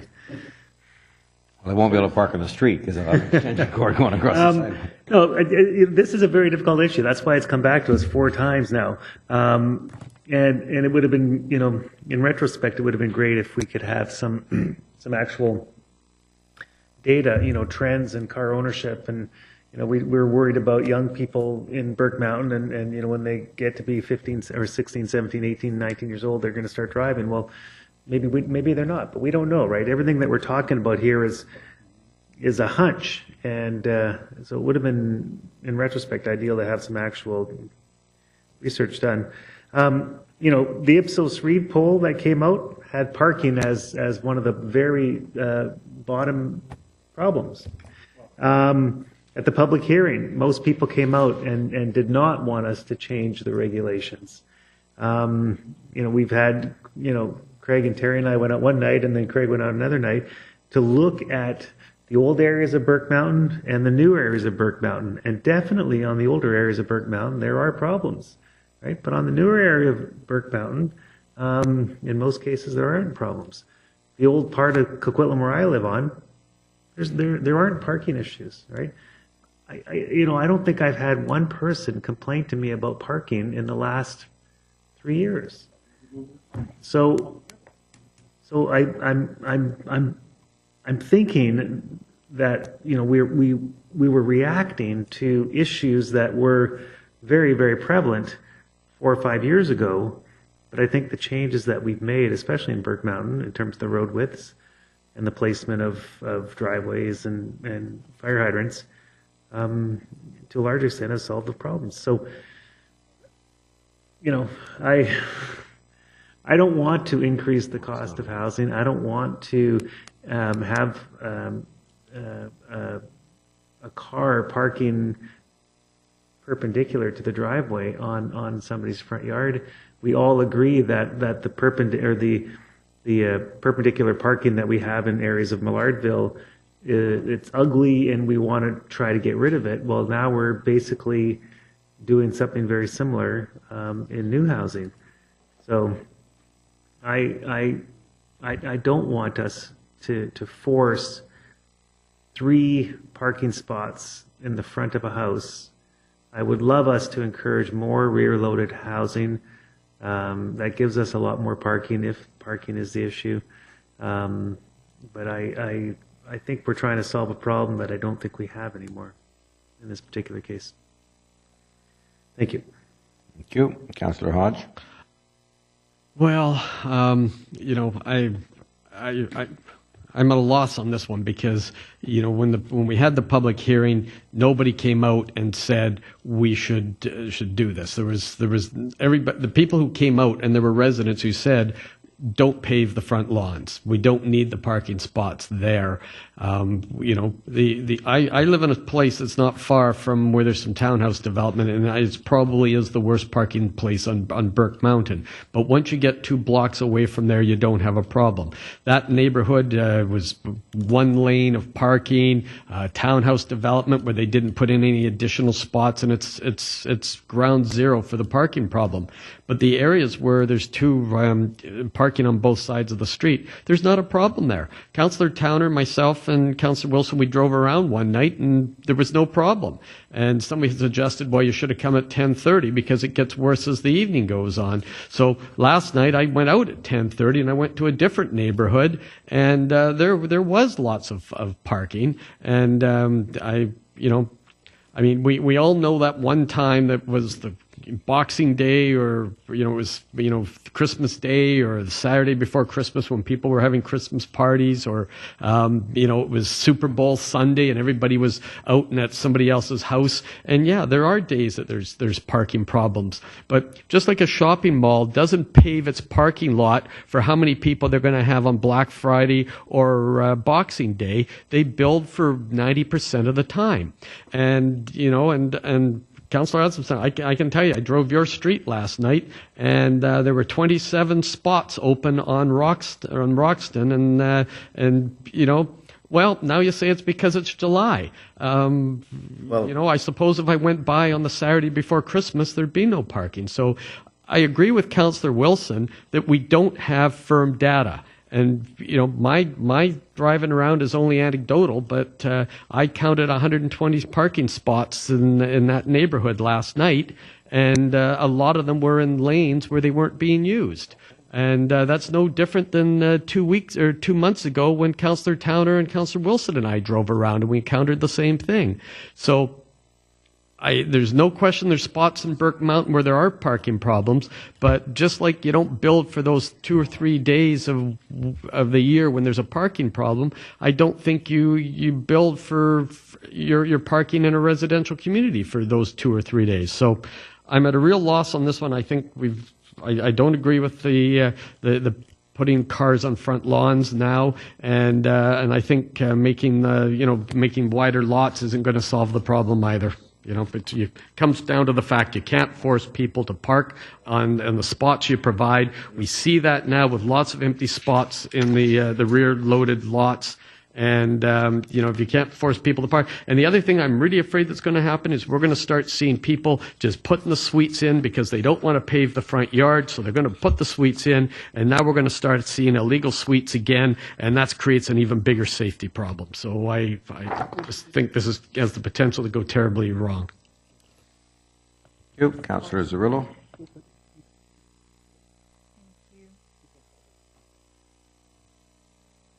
I had a question to staff about the rear loaded lots on Burke Mountain that don't have a letdown. The garage, there's 2 spots in the back. It's a garage, and it doesn't have a letdown, but it's probably got 4 feet of cement behind it. That 4 feet of cement behind it that looks like a parking pad if you want to park sideways. Is that city-owned property or is that private property? That little bit of cement behind those garages? Through the chair to Councillor Riddle, that would be the required minimum, setback within the zoning bylaw for the garage. So there is, and I don't have the number offhand, but there is a minimum setback requirement for the garage. So it creates that little bit of the pad. It's 1.2 meter setback, so it's 4 feet. So that's the 4 feet strip that's private property. Private property. Yeah. That was just my question. Sorry, that I wanted to get an answer to that. Okay, so this is such an interesting topic. How many times has this come? Is this like our 3rd time or just 2nd time looking at it? Anyway, I'm going to make these few comments. The single-family market on Burke Mountain is not affordable. It's just not. They're well over $1 million, and the majority of people up on Burke Mountain are in single families are putting a suite in their basement. It's now being built that way, and they're putting a suite in their basement to help them pay for that mortgage payment, pay for that home. So I really don't think as a city or even as a council that we should be hiding behind this idea of housing affordability, looking at D&E, because it's a certain person that can afford to either have a over $1 million house, or can get a mortgage for over $1 million. So I've said this before in this chair. It's about, in my opinion, it's about livability. And what I'm seeing is that there is a need for wider garages even. So I'm totally comfortable with the 42 feet. I think we need to go there, whether people use it for a third spot or not. We have a really bad problem with garbage and bears, and I think that if we have these wider lots, it gives the opportunity to have a wider garage, to have some room for storage, to have somewhere to put your garbage. So I'm totally fine with keeping the 42 foot. So these are the double negatives that I'll be voting against D and E. But I also wanted to address just the comments about illegal suites. The illegal suites are already there, because as far as I understand, and through the chair, if I could just get clarification on this, if you have a suite in your basement in a single family, you need to provide a third spot at this point in time. Is that correct? Yes. So if we have folks that don't have these spots, I mean, I guess right now they can have it in tandem, because Councillor O'Neill brought that to us 3 years ago when there was what was that star home that you were? It was a prize home. Right, prize home. But illegal suites are going to happen. But what I care about is livability. And when you're looking at the type of owner and the type of homes up on Burke Mountain, really, are we really going to squish in another get rid of another 2 feet? And I'm thinking about wildlife. It's just going to get worse up there, and we need to be storing our garbage in our garages. So I look forward to having 42-foot lots up there for our 7s and our 8s. Thank you. Thank you. Councillor O'Neill. Yeah, thanks. Well, I voted at first reading against all of this, and that's very rare for any of us to vote against first reading. But, of course, I'm willing to be persuaded to change my mind, and throughout the course of the public hearing and the several discussions we've had at council here, actually I've become more firm in my opposition to this. I think Councillor Wilson and Councillor Hodge said just about everything that I want to say. To characterize, I'll characterize this. I think we are trying to micromanage and create a perfect neighborhood where we really don't have a need to do so. And even if we did, we should be very careful about this micromanaging to this extent. We don't have a parking crisis. Councillor Wilson mentioned public opinion surveys. Boy, I didn't need a public opinion survey to tell me that this is not a big issue. I just look at recall the phone calls and emails I've received over the years to know that this is not an issue that seems to exist anywhere with any great fervor outside of this council chamber. And I've been opposing, trying to have people focus their attentions and passions on other things other than parking for several years now, and I haven't succeeded. And it'll be really interesting to see what happens on throughout the rest of this vote and on number 2 tonight as well. We might be right back to where we started. Anyway, we've devoted way too much time to this. There's been a lot of confusion, and confusion from staff as well. There was some bad wording a couple of weeks ago, but council has expressed differing opinion. It's been hard for staff to figure out exactly what we want. There's confusion around the table tonight about the meaning of these things. I think tonight's perfectly clear. So I'd like to get this finished with as soon as I can and move on. But I think actually it's not going to be over tonight, so we'll see what happens. Thank you. Thank you. Can I ask staff, what's the setback, side yard setback, interior side yard setback at RS 7 and 8 for that matter? I know what the answer is. I've been 0.9 meters, 3 feet. 3 feet. Okay. So, and add to that, of course, that at the side of a garage, your garage door is probably it begins at least a foot from that setback, because the house would be right on the setback, and the garage doors, the driveway is another foot or so. So you're left with 4 foot of side yard next to your driveway, which isn't enough to park a car. But, because everyone keeps talking about this, I don't want to pave the front yard. Well, that's a red herring, just a completely ridiculous argument, because you don't have to pave the front yard. If you add 2 feet to the width of the lot,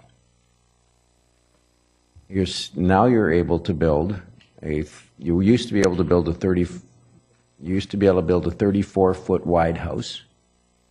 So leave the house at 34. You've added 5% to the lot width, which on some developments will actually mean you'll lose 5% yield, but on most developments it wouldn't make any loss of yield, because the stretch of roadway, you're not going to be able to divide it up exactly into 42-foot parcels. But you add 5% to the lot width, but you don't widen the house any, because you don't have to. I mean, you've already built. So now, instead of 4 feet of side yard, you now have 6 feet of side yard, which is enough to park a car. And that's what I used to do when we lived in Millardville. But we put 2 layers of grass grid right next to the driveway, and I parked on the grass grid, and the car door opened, of course, onto the driveway, but that's not tandem, that's just efficient parking. So now you've got all the third car, to the extent that you need one, is parked on the side yard. Then there's the driveway. The house is now set back from the property line 5 feet on one side and 3 feet on the other side, and everyone's comfortable. We haven't paved any front yard. We haven't done anything other than on some parcels we've reduced the yield by 5% on the lot. In other words, we've added arguably $40,000 to the price of those lots, but not to the house, because you haven't increased the price of the house. So the $1.7 million, $1.4 million, $1.3 million house is now 1.34 on some properties, because we've reduced the yield theoretically, but of course we haven't done that because the market won't accept 1.34. It'll just accept 1.3 because that's market. This is a ridiculous argument. We have to decide what is the appropriate amount of parking, and we know that the appropriate amount of parking in Coquitlam is 2 spaces for the house and 1 for the suite, period. It isn't 2 spaces for the house and 1 for the suite if the lot is wide enough to accommodate it without no, that's a silly argument. The developers could do that now at 40. And if they'd have been doing it at 40 and just moving the garage over and allowing, not building to the maximum, but build to the maximum on the second story and in the back of the lot and a whole bit, but on the garage, allow enough room so you can park a car on the side. I'm not willing to compromise that street, because last Friday, I was taken on a tour up in Burke for another issue, and we're in a neighborhood, and we see that great big space of curb in between 2 driveways that have just been, the houses are under construction, and that curb is about 25 feet long, and there's a fire hydrant right in the middle of it. And so we've lost the only space left on the street, and it goes for a whole block before you find another parking space that you can park in. There is no parking on that street. Now, if we allow secondary suites on that street and we don't give them a parking space, then where are they going to park? Well, they'll probably park in front of the fire hydrant. They'll get tickets, and we'll get all kinds of that pressure for years to come.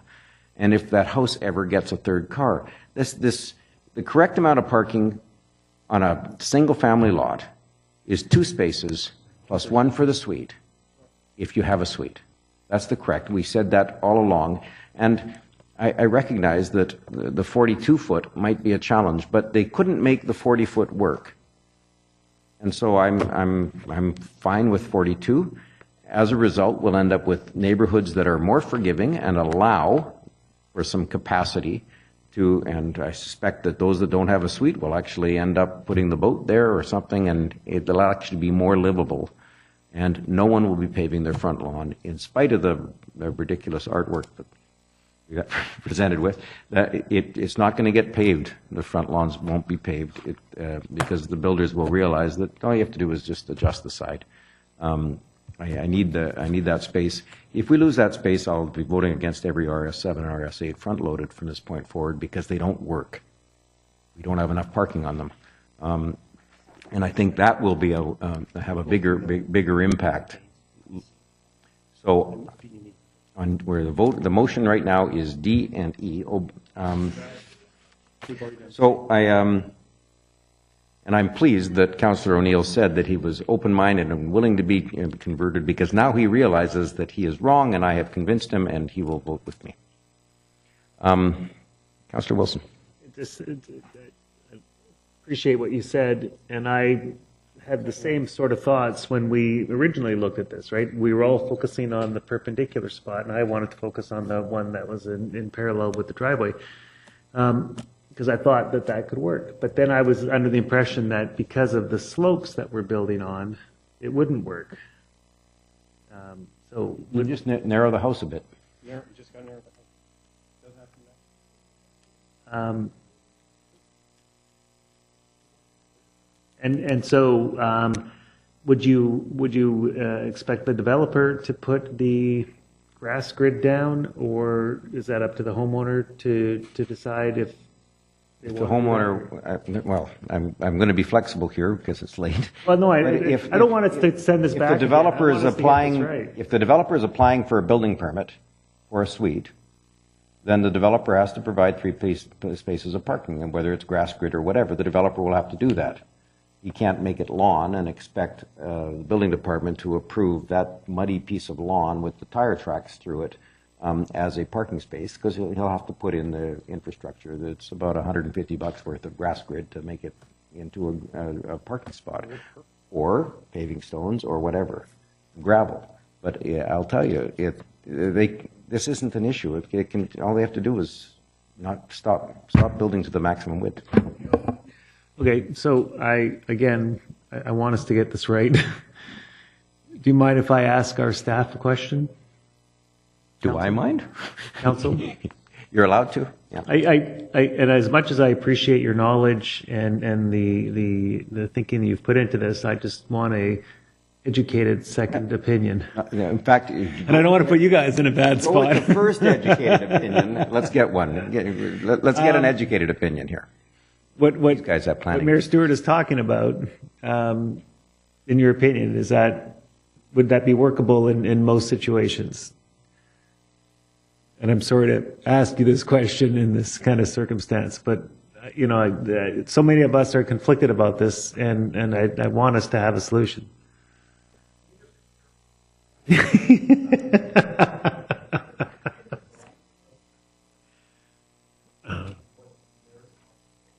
Well, it was one of the things that we discussed. The two options was perpendicular or parallel. Parallel worked if you made it 42 feet. Perpendicular would have worked if you made it 42 feet because you needed a little bit more space. But the parallel one was the one I thought was the most. You're speaking parallel to the driveway. Yeah. So that's why you had to make the lot wider. Yeah.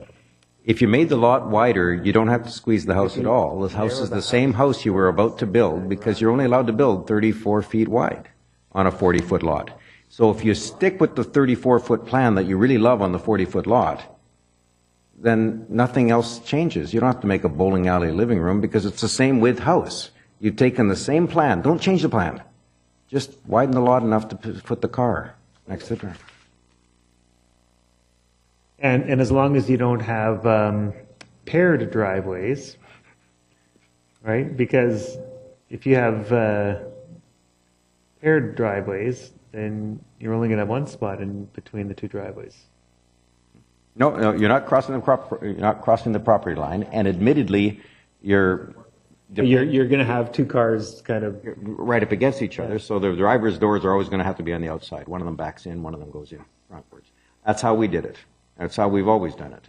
But you get, well, your alternative is park on the street in front of the fire hydrant, or park right up against the property line, and that's the alternative. You have no other alternative because there won't be a parking space on the street. Mr. McIntyre is passing the buck to Mr. Von Tempo.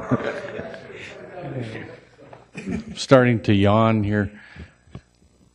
So, we're looking at some of these rules in absence of some of the other zoning rules that exist as well. So, for example, one of the zoning regulations in RS7 and RS8 and 9 is that you can't exceed 65% of the lot width for garage frontage, which means 35% for the balance of the house. So there's other things that limit things like driveway width. So larger lots, builders and developers are going to build a larger home. You've got 45% site coverage, and they're going to build to the maximum envelope possible up to the FSR that's permitted for that zone. So larger house or larger lot, larger house, wider driveway, it's all going to happen. You're going to get an RS1 lot eventually, which we've heard tonight a lot of discussion. There are no parking issues when you get to that size of lot. So everything scales down the narrower you get. So there are other regulations that come into play. Does that help? So you're saying, if we were to do what we think is right, the builders will do the wrong thing because they want to make more money. We've seen that repeatedly where garages are made smaller, down to the minimum absolute size, sometimes even below minimum size, because that would afford the builder to build a bigger home, right? So, yeah.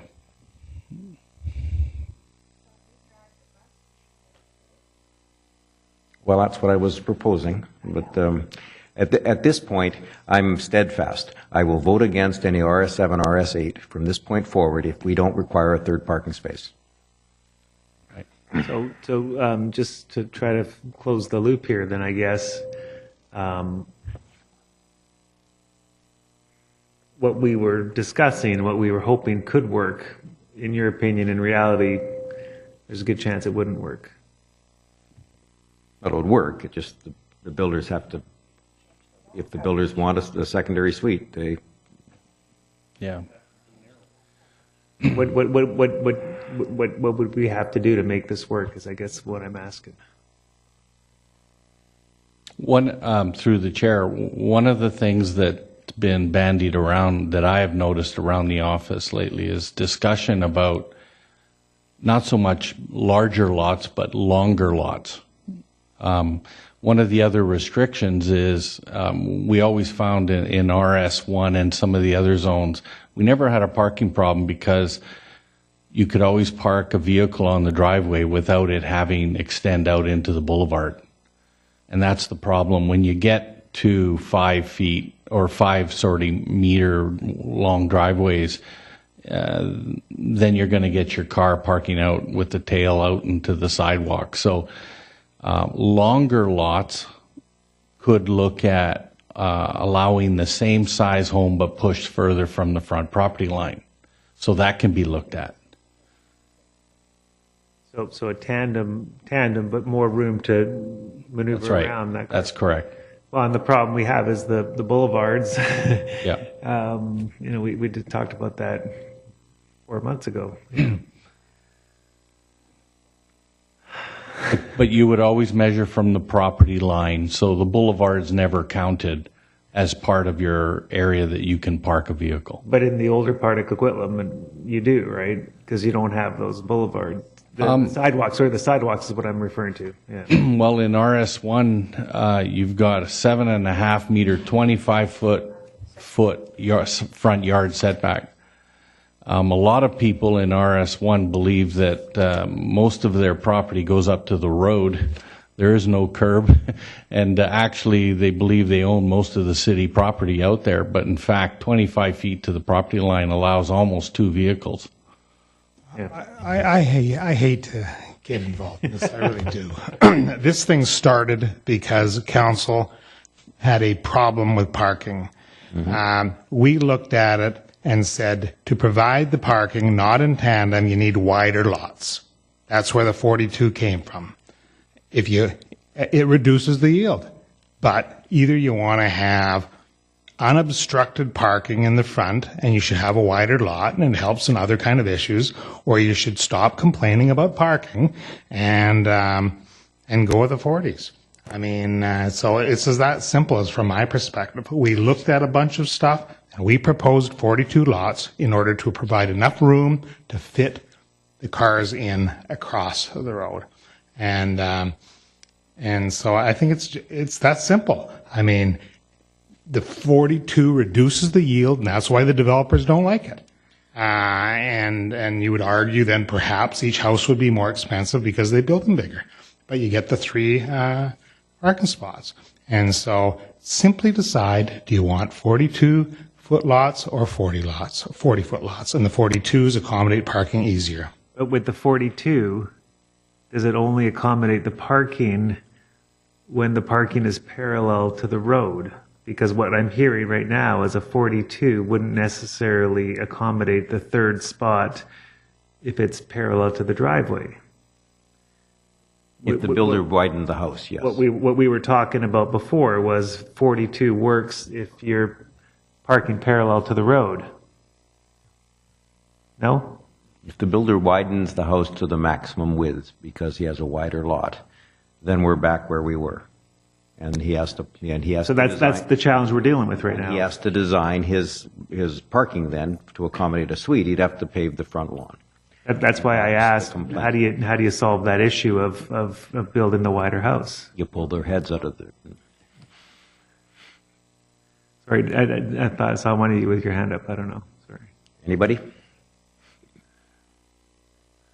Like I'm just as frustrated as you all are, right?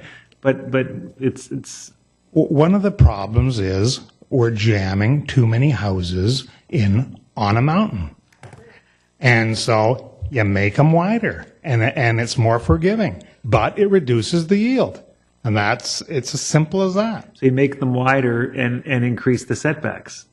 Well, you make them wider, you got more room to do different things. But what we're hearing right now is with the kind of setbacks that we have, they'll just make the houses wider.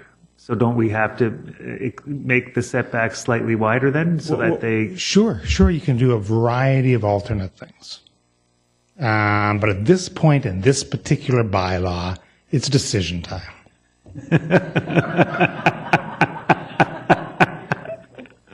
In answer to your question, yes.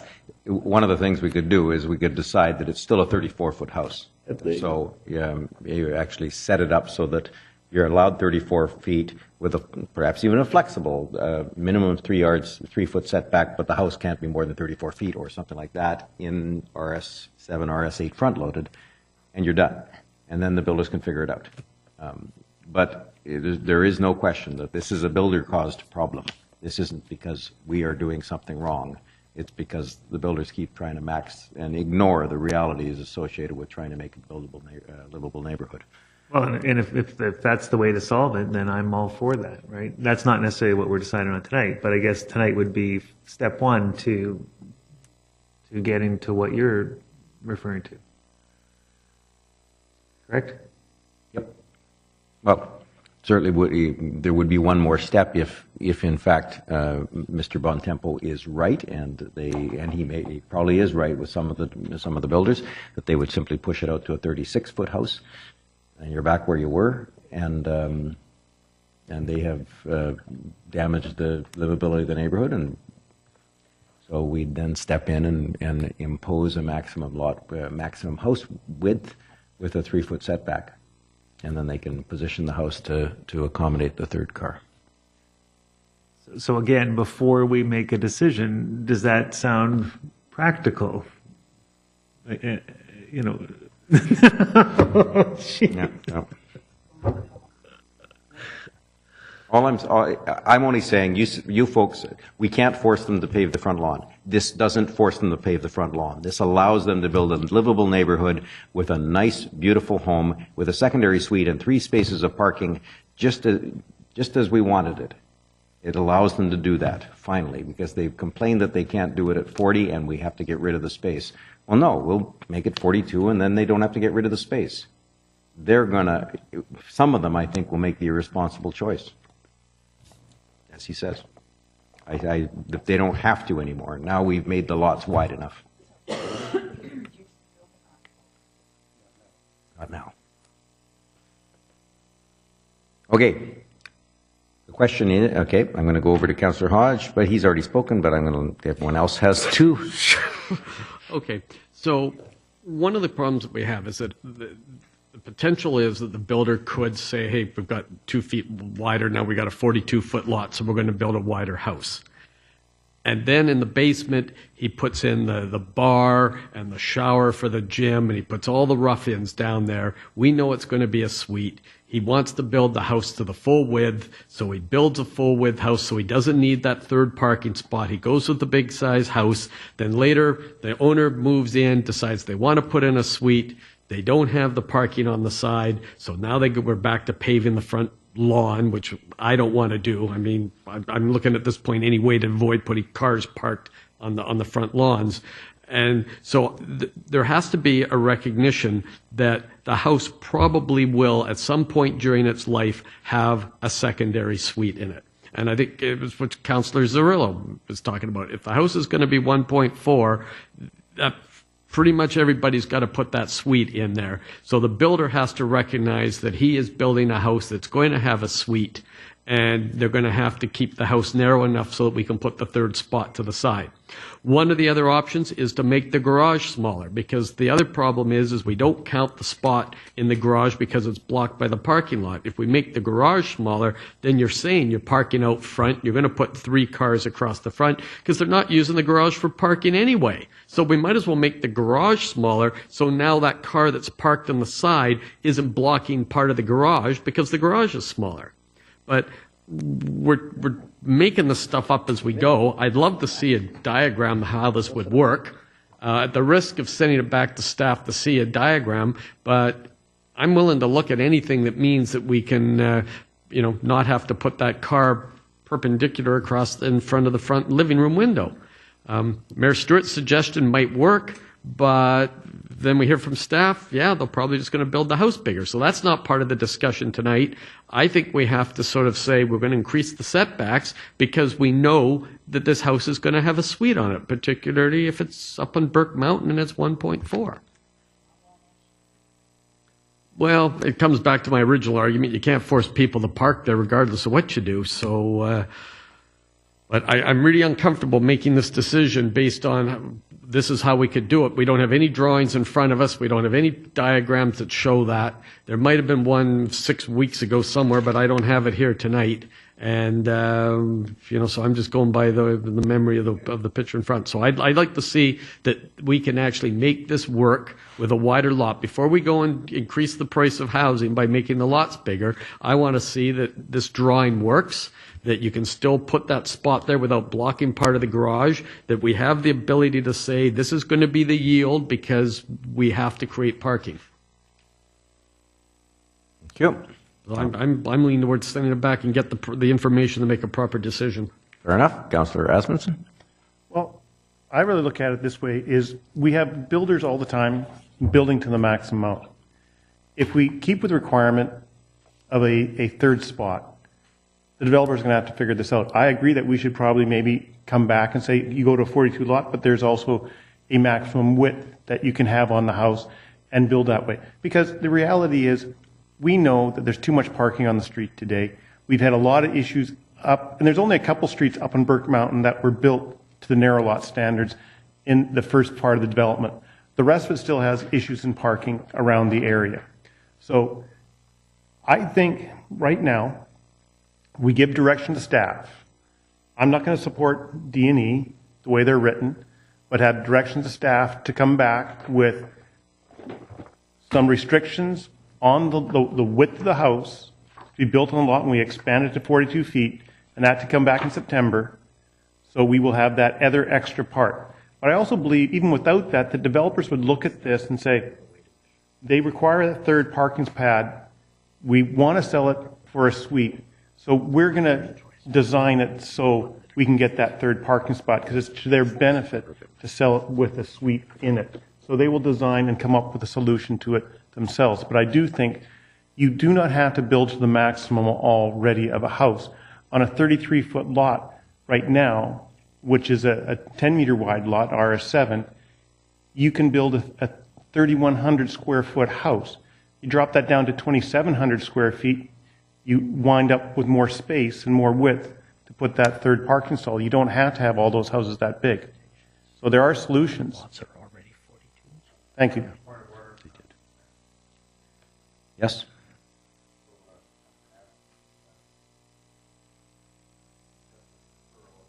I never suggested deferral.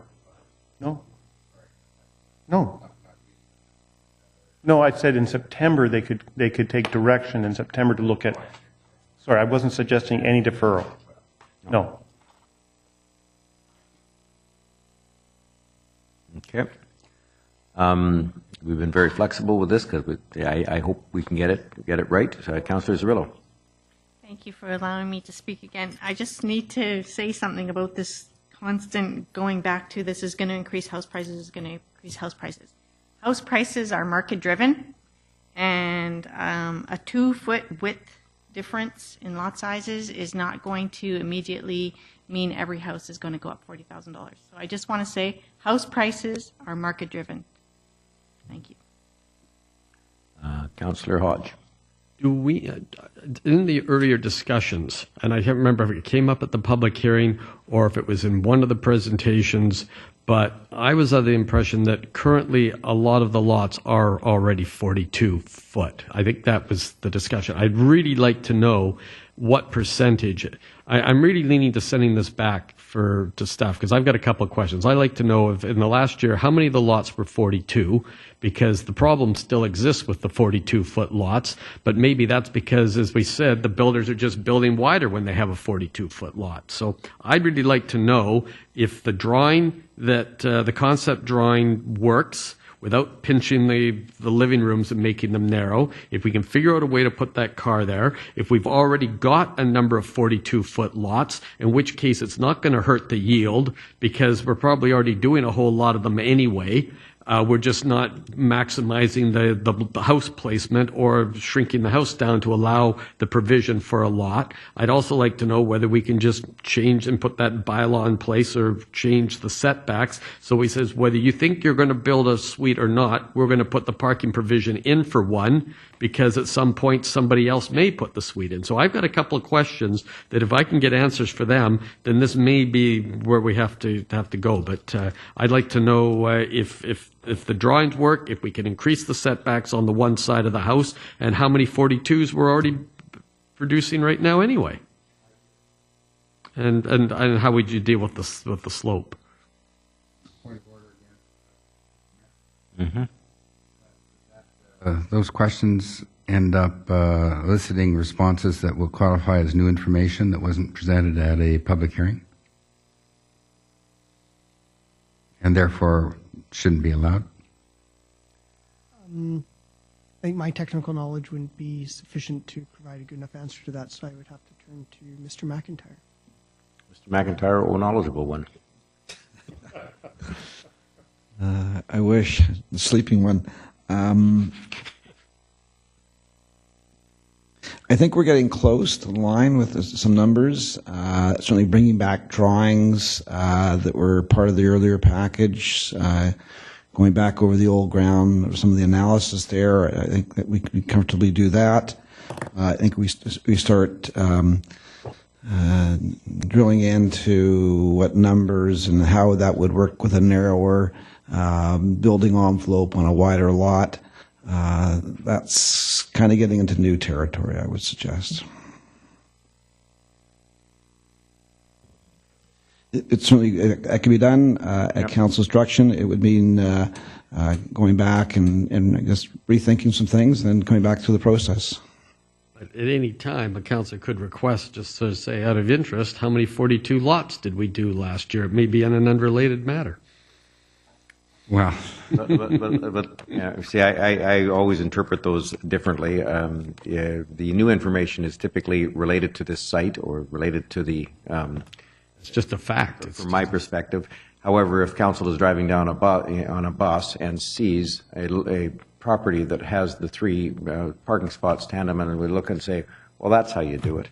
Is that new information? No, it's not. It's actually got nothing to do with the site that you're talking about. It's simply you're learning some elements of the way things go together. So, but that's beside the point. From my perspective, the question is, as Mr. Steblin said, if staff came back with 42 as being the way to get the 3rd parking spot, we can tweak some other elements necessary later if we have to. But I'll repeat that I will simply vote against any RS7, RS8 front-loaded from this point forward unless there's a 3rd parking, unless it's wide enough for a 3rd parking spot. And the problem is the subdivision. We don't see the house designs because we don't get a development permit on a single family. There may be some more work to be done after we vote on this, but there is no more work to be done if this passes, because there'll be no more RS7, RS8 done. From my perspective, anyway. But the question is the vote. I see no one else on my speakers list. D&D, to remove the provisions, that is, to go back to 40s. All in favor? All opposed?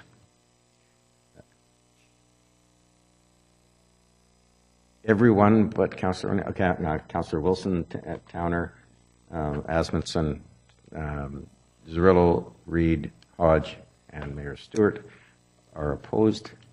Those fail.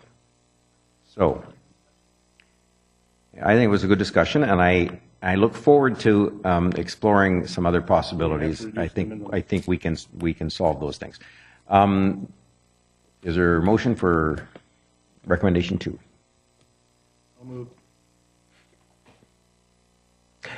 Recommendation 1 was to amend the bylaw before us, and now having done that, that is removing the provision, etc. So Councillor Zerillo moves the motion. Seconded by Councillor Wilson.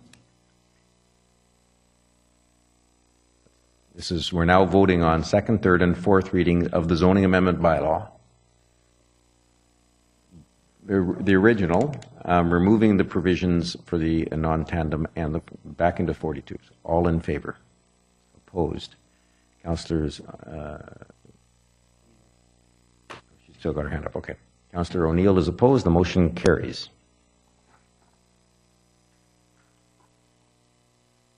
That wasn't so hard. Where's the easy button when you need it?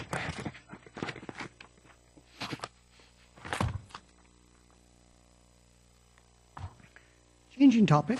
Item 16 pertains to the Canada 150 Mural Mosaic project and the Spirit of Coquitlam grant. Staff recommendations that Council authorize an allocation of $16,604 from the Community Capital Fund to the Coquitlam Public Library to fund the Canada 150 Mural Mosaic project as a special Spirit of Coquitlam grant. Second. Moved by the person that brought it to us, Councillor Towner, seconded by Councillor Asmundson. Councillor Towner.